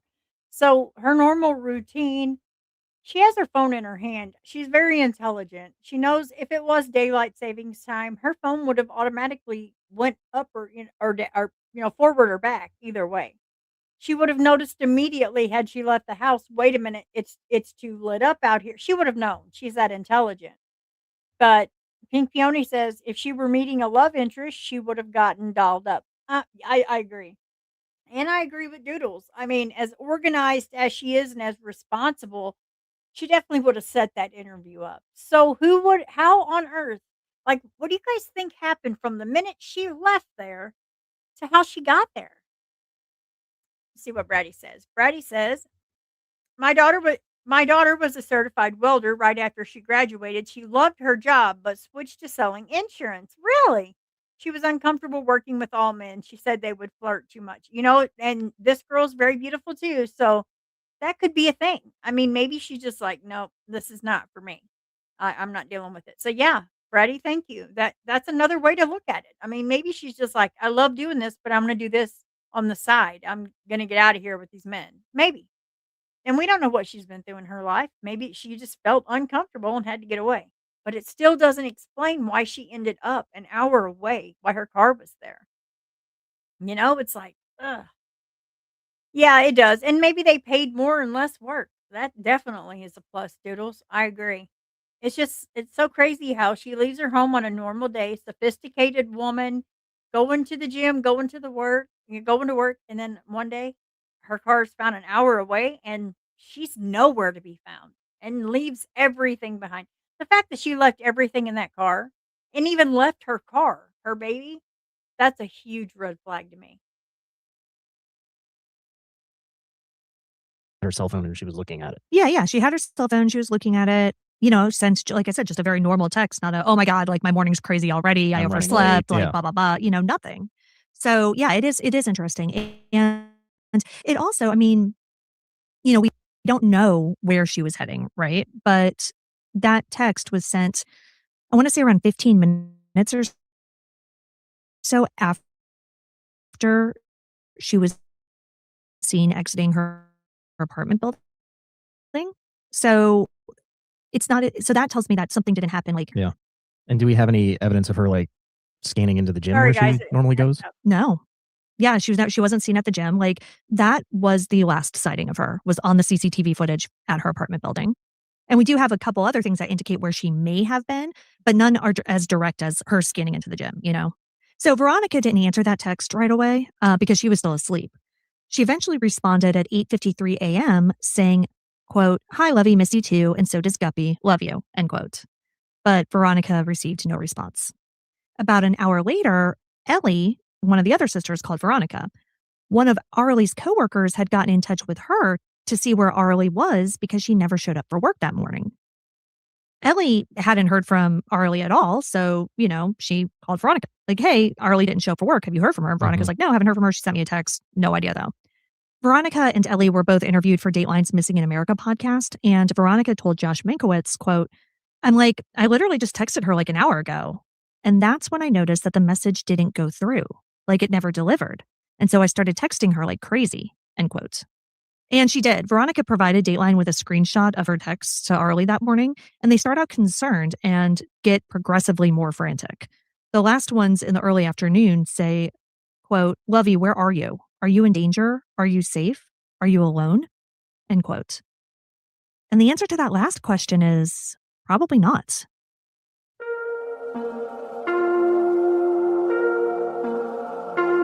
It's spring, which is the perfect time to do a little closet reset, and that is why we're using minutes away from a quality dinner, whether it's Taco Tuesday or a weekend feast. That's actually why I want to mention Trust and Will. Trust and Will makes. I think it was on for at least a little while, so we'll get to that here. So after no one in the family could get in touch with her, Veronica was able to check the location of Arlie's phone through Find My iPhone. The way that works too is if your phone is turned off, it'll say something like last seen or last location or something along those lines. I forget what the exact wording is, but if your phone dies or, is off, it'll just give you the location where it last was able to find it. So I don't know if that was the case, but they did get a location, and the location that they got wasn't Arlie's house. It wasn't the gym. It wasn't her work. It wasn't anywhere in Salinas. It was in Big Sur, which is more than an hour away and nowhere near where Arelie should have been that day. So once they got that location, though, family members immediately got in the car and went to where the location said she was. And they found Arlie's red Honda parked in a turnout off of Highway 1 near Little Sur River Bridge. So the car was there. Arelie was not. But even worse, all of her belongings, including her wallet, keys, and phone, were locked inside the car. Here's something that's just insane, and talk about a complete weird coincidence. A few months later, and I'm not sure how this came to light, if police figured this out, if somebody sent in a tip, whatever, but a few months after Arlie's car was found off of Highway 1 in Big Sur, we find out that a Google Street View car happened to drive by that exact spot on that day. Really? And took a photo of Arlie's car sitting there before her family found it. That's crazy. So that picture was taken at right around noon that day. So we know her car arrived there. I mean, earliest, like let's say she left the apartment and drove straight there, right? Earliest she could have gotten there was around 7:30. Mm-hmm. So it had been gotten there sometime between 7:30 and noon. And her sisters were still like texting her at noon. So it wasn't, I don't know the exact time that they got out there, but it was definitely after Later, that. yeah. It was later in the afternoon. So that photo, which you can still find on Google Maps if you go back, because there have been updated photos since then, but you can go back on Google Maps and like find the older Street View pictures. That one from September 22nd, 2022 is still there. And you can see Arlie's car with two other cars parked behind it. That right there could be the key. So they find her car and two other cars parked behind it. Now, at this point that they see her car, how do we know that the vehicles around her car, her baby, that she loves so much, that she wrapped, worked on, put the ground effect kits on, the slam kit, whatever this is, she did all that herself. So why is everything that she owns inside that car? And why would she even walk away from that car if foul play is not suspected here? Because I definitely think she'd never left her stuff like that. Doodles says, well, it seems like everyone knows you can track location through a phone, but the phone was sitting neatly on top of the car. Yeah. And when they first tried to message her, the first message wouldn't even go through. So it makes you wonder if they didn't try to block the family or airplane mode it, and then somehow got it off airplane mode, because then the text started going through. So that's odd too.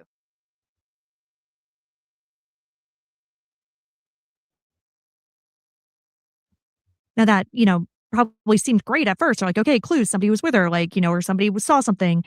But police did find the owners of the two cars that were parked behind her. They were random tourists, and they had just pulled off to take pictures. So they said they didn't see Arelie. They didn't see anyone coming in or out of the car. They didn't see anyone around the car, nothing. So if those two cars were parked behind her at noon when the Google Street Cam car came, they probably hadn't been there for too long. I was just going to ask if they could narrow the time down. Yeah, so, they haven't, like, publicly narrowed it down that much, but, yeah, I mean, the people I don't think had been there long because, like I said, they were described as people just taking pictures. They weren't described as hikers or anything like that. Yeah, it's not like they showed up at 9 in the morning and then, went on an hour or 2 long hike and then came back. Exactly. I mean, they were probably there for, like, 20 minutes or Yeah, something, so an insignificant amount of time to narrow the Yeah, down. so but it narrows it down a little bit more. Now, when I was talking about the car being lowered earlier, how she customized Mhm. it, I had said that it becomes important later. So, all right, Arlie could lower her car. And when she parked, she liked to lower it all the way down, which is called slamming. Oh, okay. Yeah, I had never heard that before either. But that's not how the car was parked that day. And that was something that her family immediately clocked when they got there. They're like, the car's up. Like, she doesn't park her car like that. The other That's a good point, Pink, but she's 5'5". Um, it is a she picked someone up and something went down. Okay, so say that happened, but then that still doesn't leave that car sitting there. And there's nothing around there showing foul play, like nothing was out of place. So yeah, maybe she was meeting someone and something went down. Maybe someone called her and said, "Hey, I'm broke down." But I don't really know if she picked someone up because if she had picked someone up, where did both of them go? Someone else would have had to have a way to get her out of there. So I don't know, but that's the simplest answer is that maybe she picked someone else up and but then again her seat was slid back, which shows someone else I think someone else was driving that car. Somehow in between her leaving her apartment to where that car was found, she met up with someone, and I think that someone drove that car there, and I don't know where it went from there, which means there almost had to be 2 people, maybe someone following them. I'm not sure, but somehow they got away because we don't see the other one either. So that's really scary. How far was the driver's seat? They said that there was no way, because she's 5'5", that it was all the way back. There was no way she could reach the pedals. No blood, no signs of struggle in her car. Nope, nothing like that. Just everything was perfect in the car. The car was perfect. Car was waiting at Bixby Bridge. You think the car was waiting on her? Like they do whatever they're doing and somebody else is waiting, like a lookout and yeah, runaway or the drive away guy. Very possible. Very, but it makes you wonder why her? It almost feels personal. Like I don't know. I don't know why. That's just my opinion. It almost feels personal. concerning thing that they noticed when they were eventually able to get in the car is that the driver's seat was pushed farther back than where the 5'5" Arlie usually had it, which made her family believe that she wasn't the one who drove her car there that day. But like I said, we see her getting into the driver's side of her car at her apartment. So we know she's the one who drove her car away. Right. But we know that she didn't make it to the gym. She didn't make it to the gym. She didn't make it to work. And so wherever she went initially, something happened, and it seems as though somebody else got in the driver's seat. it seems that way. Investigators did search the area around her car extensively, especially early on. So I think by the time police got there and they did start to search, it was starting to get dark. So they ended up sending up drones the first night, and the drones had infrared cameras. We're talking like pretty high tech. Yeah. And the police are confident that if she was like lying in a ditch somewhere, near her car or whatever, they would have seen her. So they sent up the drones first night, didn't find anything. Next day, when it was daylight, they did like a proper search and they searched basically a 4-mile radius around her car. Monterey County Sheriff's Search and Rescue used helicopters, airplanes, drones, and search dogs on a 2-day search around Big Sur and turned up absolutely nothing. And one of the articles I read said that they used both search and rescue dogs and cadaver dogs in their searches, and no dogs found any trace of her. Mm. There was also no sign of her at local hospitals, police departments, jails, all of those usual places that you would search. And there were no charges on her credit cards or activity.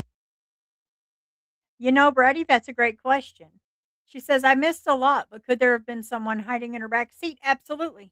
I don't see any reason why. I mean, I don't know if she was one to look in her back seat. She did have tinted windows also. We have to remember they said that they couldn't tell who was driving. That's an excellent question. Excellent.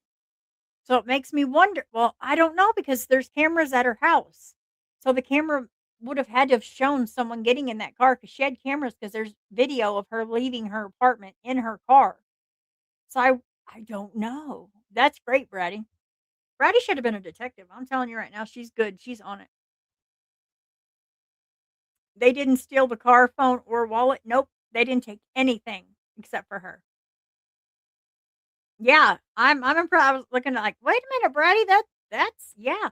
But there is that camera, but it makes you wonder now if someone familiar in that complex there that she lives in, they may know how to get around those cameras. But that is a great, great question. I'm not sure what the legal tent for California is, Chris. I have no idea. I only know Missouri laws. It's California, so I could tell you what, it's opposite of what I know.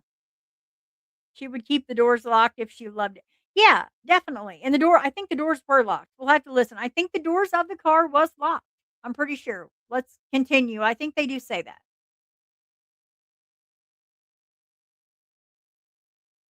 On her bank account. Well, wasn't her wallet in the car? Yeah. So, I mean, you can take a card out of a wallet, but no activity on anything. And there were no signs of foul play. Like there wasn't blood in the car, there wasn't, nothing like that, right? Arelie was just gone. All they had was a car in a place it had no reason to be and a seat that was back further than it should have been. Detective Edwin Cruz told reporters that when Arelie left the apartment, no one approached her and there was no indication that her vehicle was followed. The only other clue that emerged in the early days was surveillance footage from the Carmel Highlands General Store that captured a vehicle matching Arelie's Honda traveling south. Now, the time that was seen on camera and the direction it was going fits with the Salinas to Big Sur route. The problem is Arelie's windows are heavily tinted, another modification that she made, so it's impossible to see who is driving the car. You can't tell if it's a man, a woman. I mean, you can't see anything. And All right, so now I'm kind of going with Brady's theory.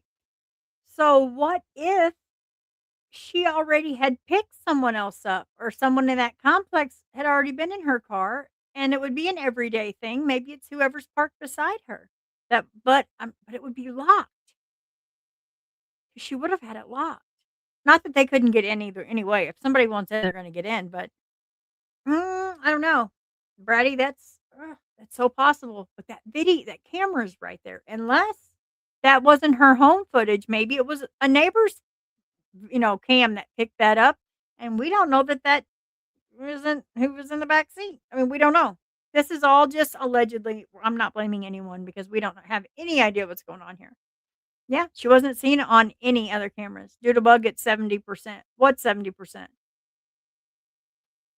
Oh, 70% tint? Okay. What I will say is they didn't release that video, so I've never seen that particular video. I've just seen other photos of her car, and those windows were dark. That's unfortunate. Yeah. So not only do we not know if Arelie was driving, we don't know if she was alone. Right. The Independent reported that if no one approached her at the apartment and there's no indication she was followed, then something may have happened later after she was already on the road. Or she may have intentionally gone somewhere first.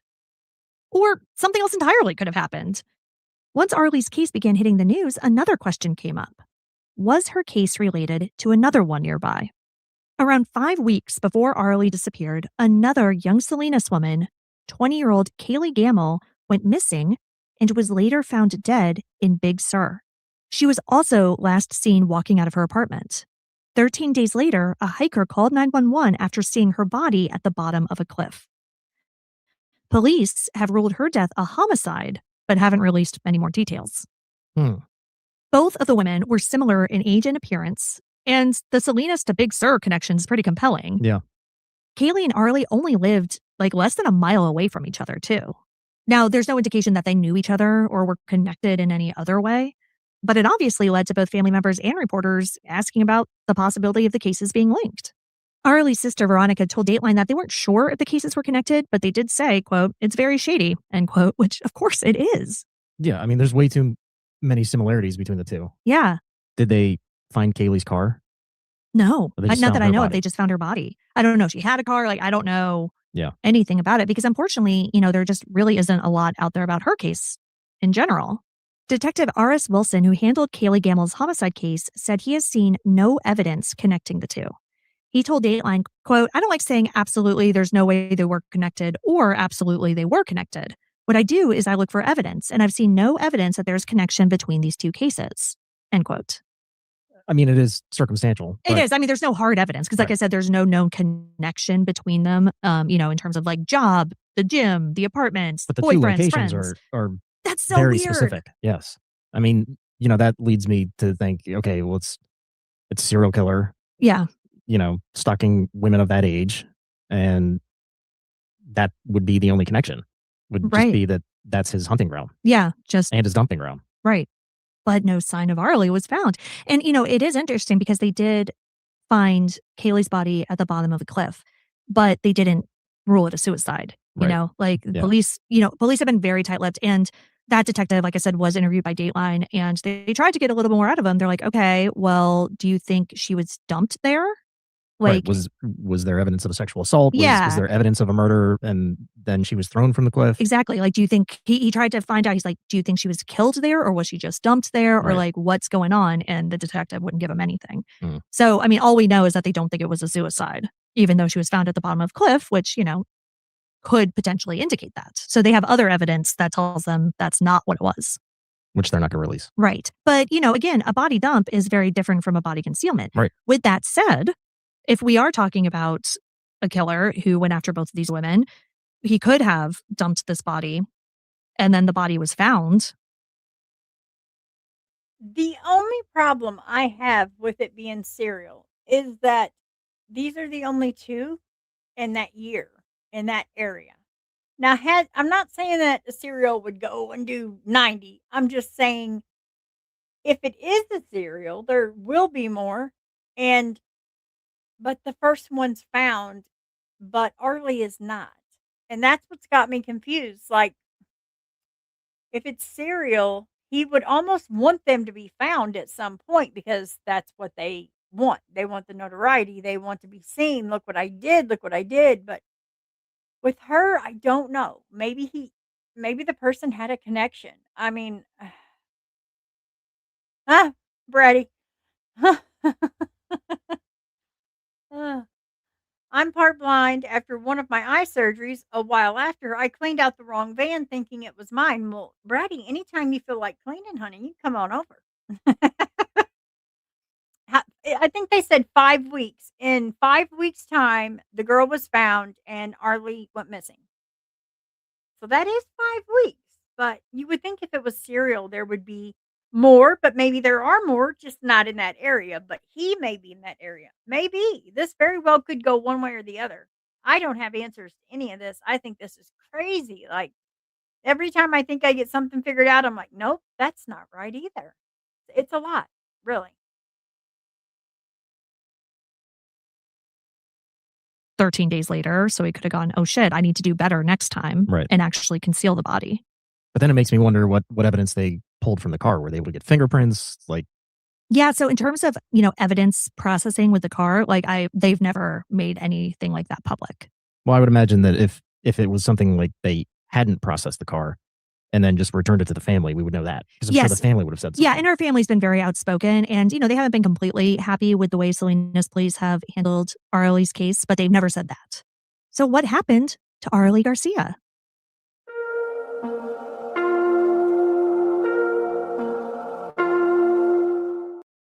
Makes sense if somebody was suicidal and decided to drive over an hour to Big Sur to end their life. There were plenty of places you would go if that was your plan, and this just is not one of them. And one of the other things that police were looking into was an accidental death too, because obviously that happens a lot in Big Sur. Hikers go out, they get lost, they succumb to the elements. Hikers go out, they fall, things like that. But the police are like, this is not an area where you would go hiking and get injured and not be able to find your way out. This just was not that place. More questions than answers. Yeah. And, and I think just people have this idea of Big Sur, and, there are these super tall bridges and super. If you really think about it, she works on vehicles. This perpetrator very well could have went there to have his vehicle serviced. And that could be he spotted her, and you never know. There are some real weirdos out there. I mean, really, maybe she worked on somebody's car and he's like, oh, hey, Brady, I've almost climbed into the wrong vehicle on multiple occasions when I headed out with friends. Laugh out loud and scary. It happens. I'm telling you, It happens. They didn't mention that connection. Okay. Okay. Dog cliffs, and that's obviously true, but it's just not where her car was. Now, other people have said that maybe she was kidnapped. The idea there is that Arelie was intercepted and attacked at some point, and that her car and belongings were dumped at Big Sur. Arelie had no connection to Big Sur. Like, her sisters weren't even sure she'd ever even been there, other than like maybe driving through or whatever. And her car was parked in a popular pull-off spot for tourists, so it would have gone unnoticed for hours or even days if her family hadn't tracked her phone location there. Right. So was the fact that it was found quickly kind of a mistake on the kidnapper's part, right? Like, maybe, like, did they just not think that she could have been tracked through her phone when he left her phone and her other stuff there? Like, it seems a little unlikely that they would have made such a big mistake, but, criminals are dumb. Like, they make mistakes. So I That's how don't they get know. caught. Exactly. Because, I don't know that a lot of families would have jumped into action that quickly, and I think that if there was foul play, if there was somebody else involved, they probably weren't anticipating people to come after her just a few hours later. I mean, the evidence to me suggests, and this is just theoretical, of course, but it suggests more than one person. Oh, really?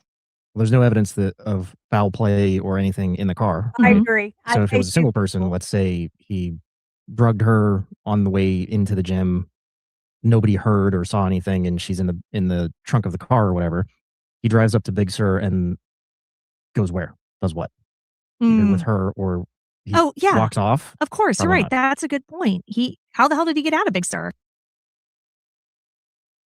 Unless, and I hate to say this, but unless she was having car trouble and she needed a part. I mean, she may be a mechanic, but you can't fix a car without a part unless somebody pulled over and she was broke down and they're like, "Hey, I'll take you to go get the part, or you can follow me. I'll make sure you get there. And I know a safe place to park here. I live here, so I'll follow you."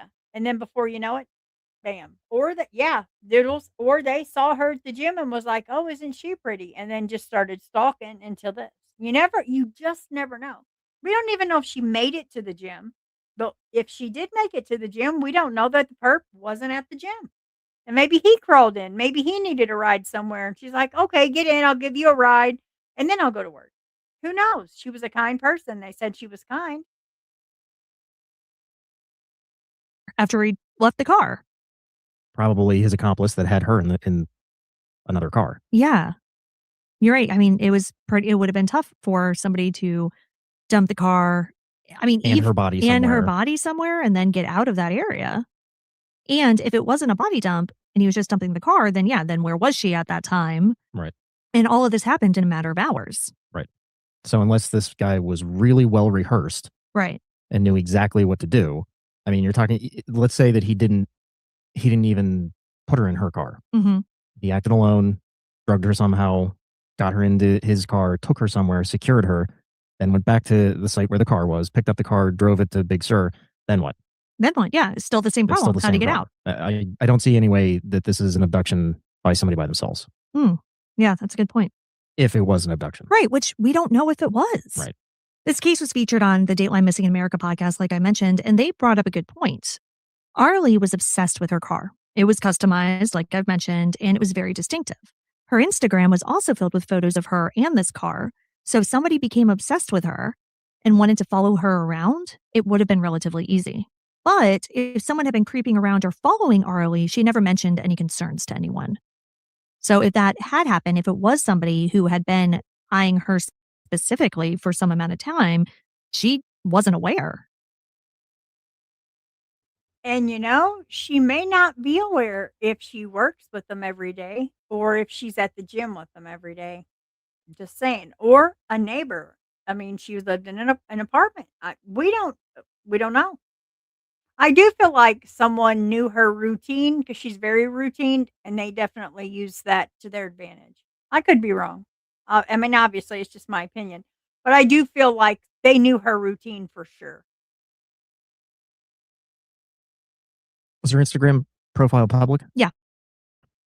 Okay. And it's still up, and so I've seen it. So it could have been anybody. Oh, it's yeah. It's not like if it was private, then maybe they could have gone down that road of seeing, who's liking more pictures or commenting on the pictures.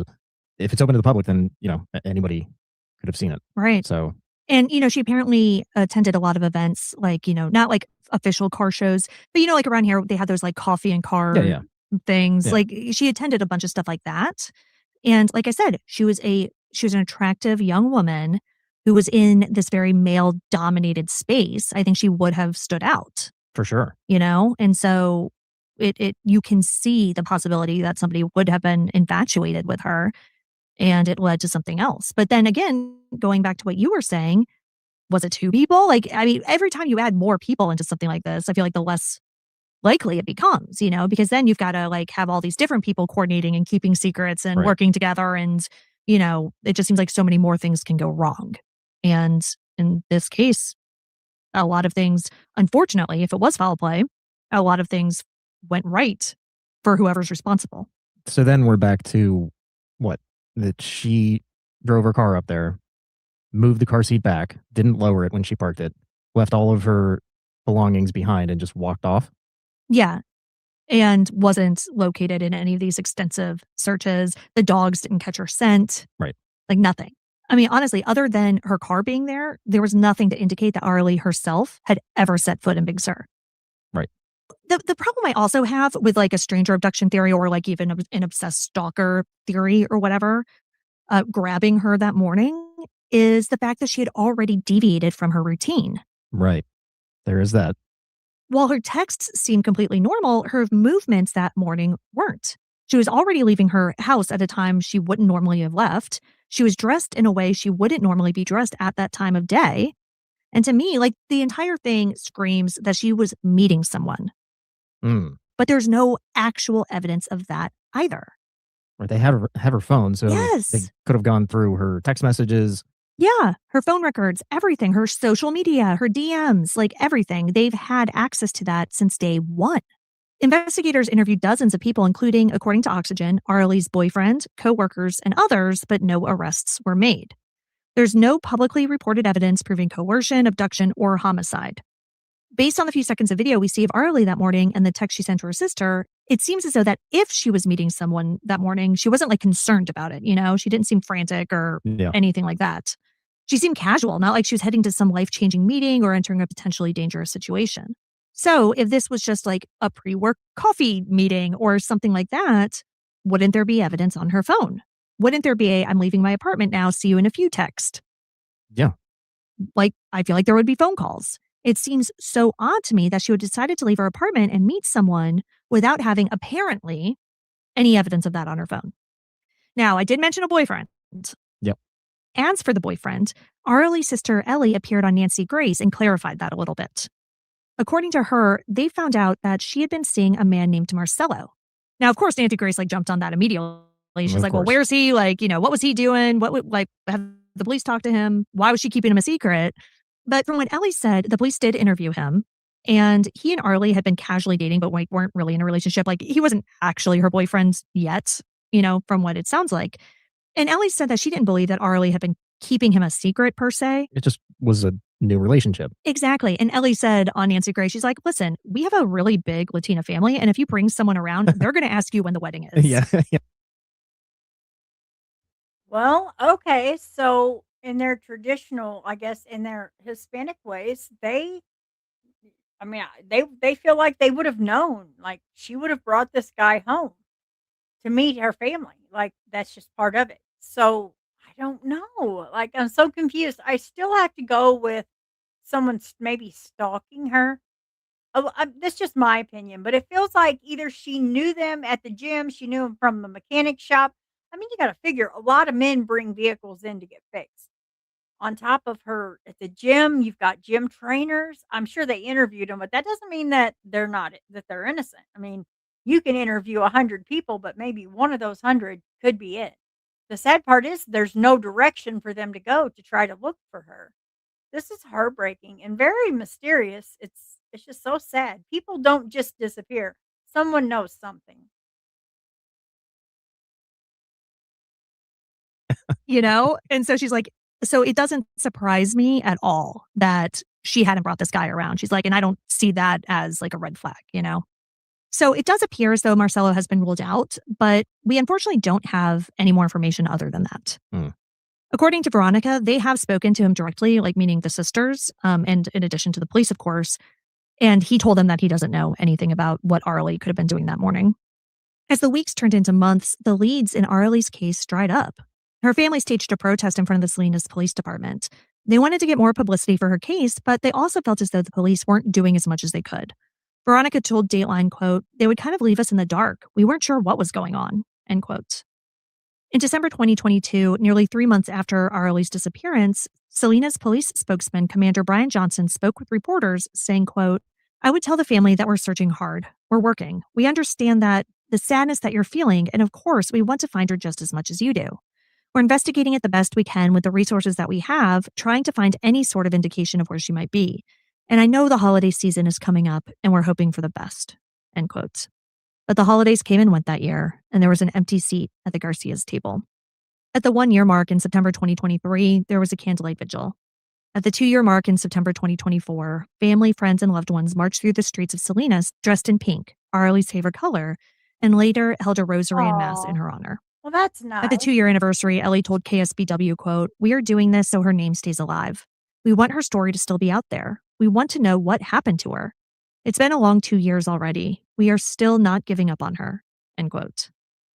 In 2024, Arelie's mother made a public plea, quote, "Arelie, if you are seeing this, please come back. We are waiting here with open arms." July 2024 is when the sisters were interviewed for Missing in America, and in that interview, they both expressed hope that Arelie was still out there somewhere, alive.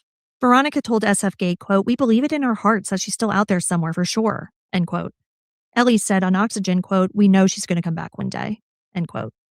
It's just so hard to say because nothing really fits. No, it doesn't. I mean, like you brought up, if it was somebody that was obsessed with her and stalking her, the fact that she left her apartment an hour later would have thrown that off, right? Like, right. And even if they were there and they happened to be there at that right time, right? Then it's just a coincidence that she threw her entire morning schedule off. right.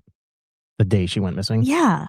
But Yeah. then again, like, and what you said, like, if somebody did drive her car out there and then left the car, they would have had to have somebody else involved. They would have had to have an accomplice unless Arelie herself was the accomplice.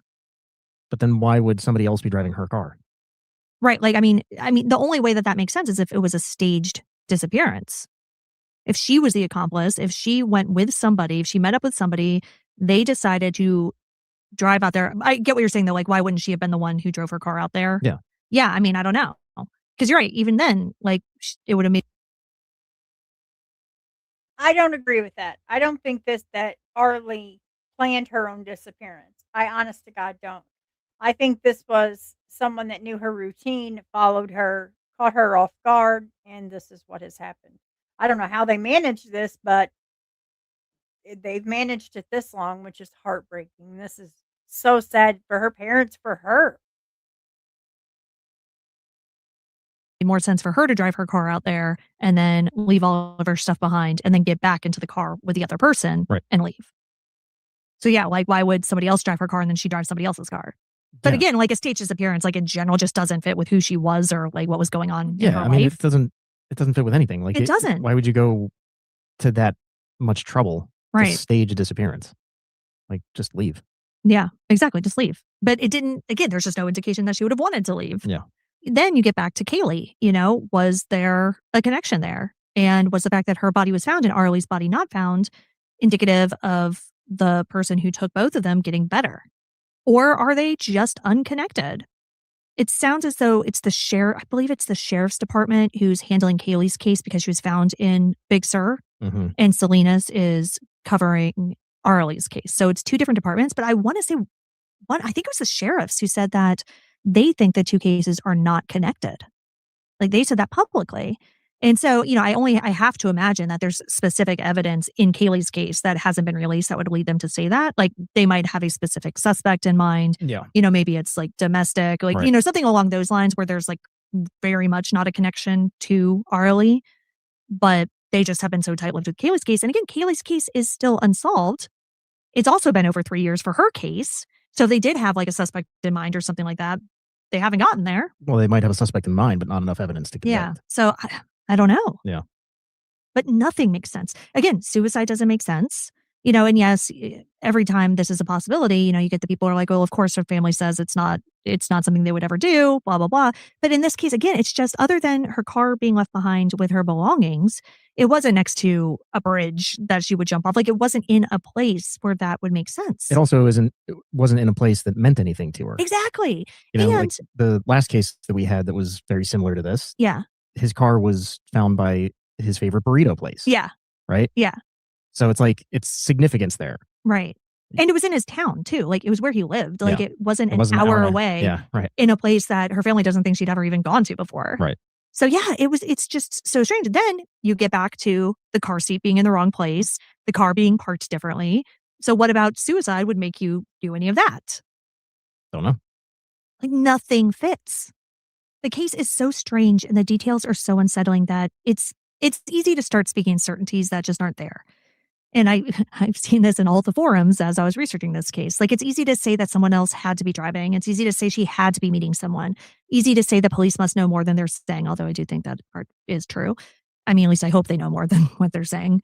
And it's easy to say that it must be connected to another case, but the horrible truth is we just don't know. 3.5 years later, all we really know is that Arelie Garcia left her Salinas home on the morning of September 22nd, 2022. She was captured on surveillance getting into a bright red Honda. She sent a normal-seeming text to her sister. She never made it to work. Later that day, her car was found in a turnout in Big Sur with her personal belongings inside. Search teams found no trace of her, and today, she's still missing. What we're left with at the end of it is a pile of unanswered questions. Where was she going? Why did she veer so far from her routine? Who parked that car? And what happened between her apartment in Salinas and that turnoff in Big Sur? Arelie has parents and 6 siblings who love and miss her, and they haven't stopped looking, and they haven't stopped fighting for people to pay attention to her case. On the 3-year anniversary, Ellie and Veronica released a statement. It read in part, quote, "Our parents have endured 3 years of heartache, waking up each morning not knowing if their daughter is safe, what happened to her, or if they will ever see her again. No parent should live with that kind of silence." On September 22nd, it will mark 1,096 days. 1,096 days of heartbreak, unanswered questions, and no justice. For our family, Arelie is not forgotten. She is our sister, she is loved, she is missed, and she deserves to be found.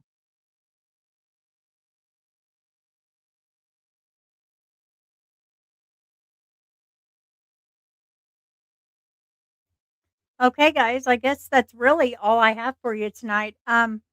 Pink, thank you so much for this case. This is a good one. Thank you so much. I'm gonna dig more into the other victim, see what I can find. I'm sure I can't find anything that the law enforcement didn't find. But I just want to thank each and every one of you for spending your evening with me. I greatly appreciate it. Mark and Betty, thank you for modding tonight. Chris, thank you for modding. I should have modded you last night whenever you gave me the case. I didn't. So, guys, if you will please say a thank you to Mark and Betty and Chris for modding tonight. They did an excellent job. Although poor Mark and Betty hasn't got to throw anybody else out yet, but they will. I'm sure they will. So, guys, if you have any cases that you think I would be good covering, please just send them to me. I'm on Facebook under Doodlebug, or I have a Discord. I don't use it. I don't have one of those little things where everybody chit chats and all that. I don't do that. I do have a Discord if you want to message me, and it's under Doodlebug A4RC. But I don't join anybody's Discords. I don't get in there to get to know people. I got burned way too many times playing with that fire. I won't play that again ever again. With that being said, guys, keep sending those cases in. You'll get to mod that night. And if you've never modded and you don't have a case, just get a hold of me and be like, hey, I've never modded. I would love to try. Because I feel like we all need to be equal. Nobody's better than anyone else. You're very welcome, Pink. Thank you for the case. With that being said, guys, God bless each and every one of you. I hope you get a wonderful night's sleep, even though it's probably daylight and Far's just starting her day. You have a great day, Far. Guys, thank you so much for joining. God bless you all. I wish you the best. Sleep well. Feel love. Until next time, goodbye, guys. In a world that turns too fast, some are lost, left in the past. but we won't let silence win. We'll speak their names again. Voices rising through the dark. Every story leaves a mark.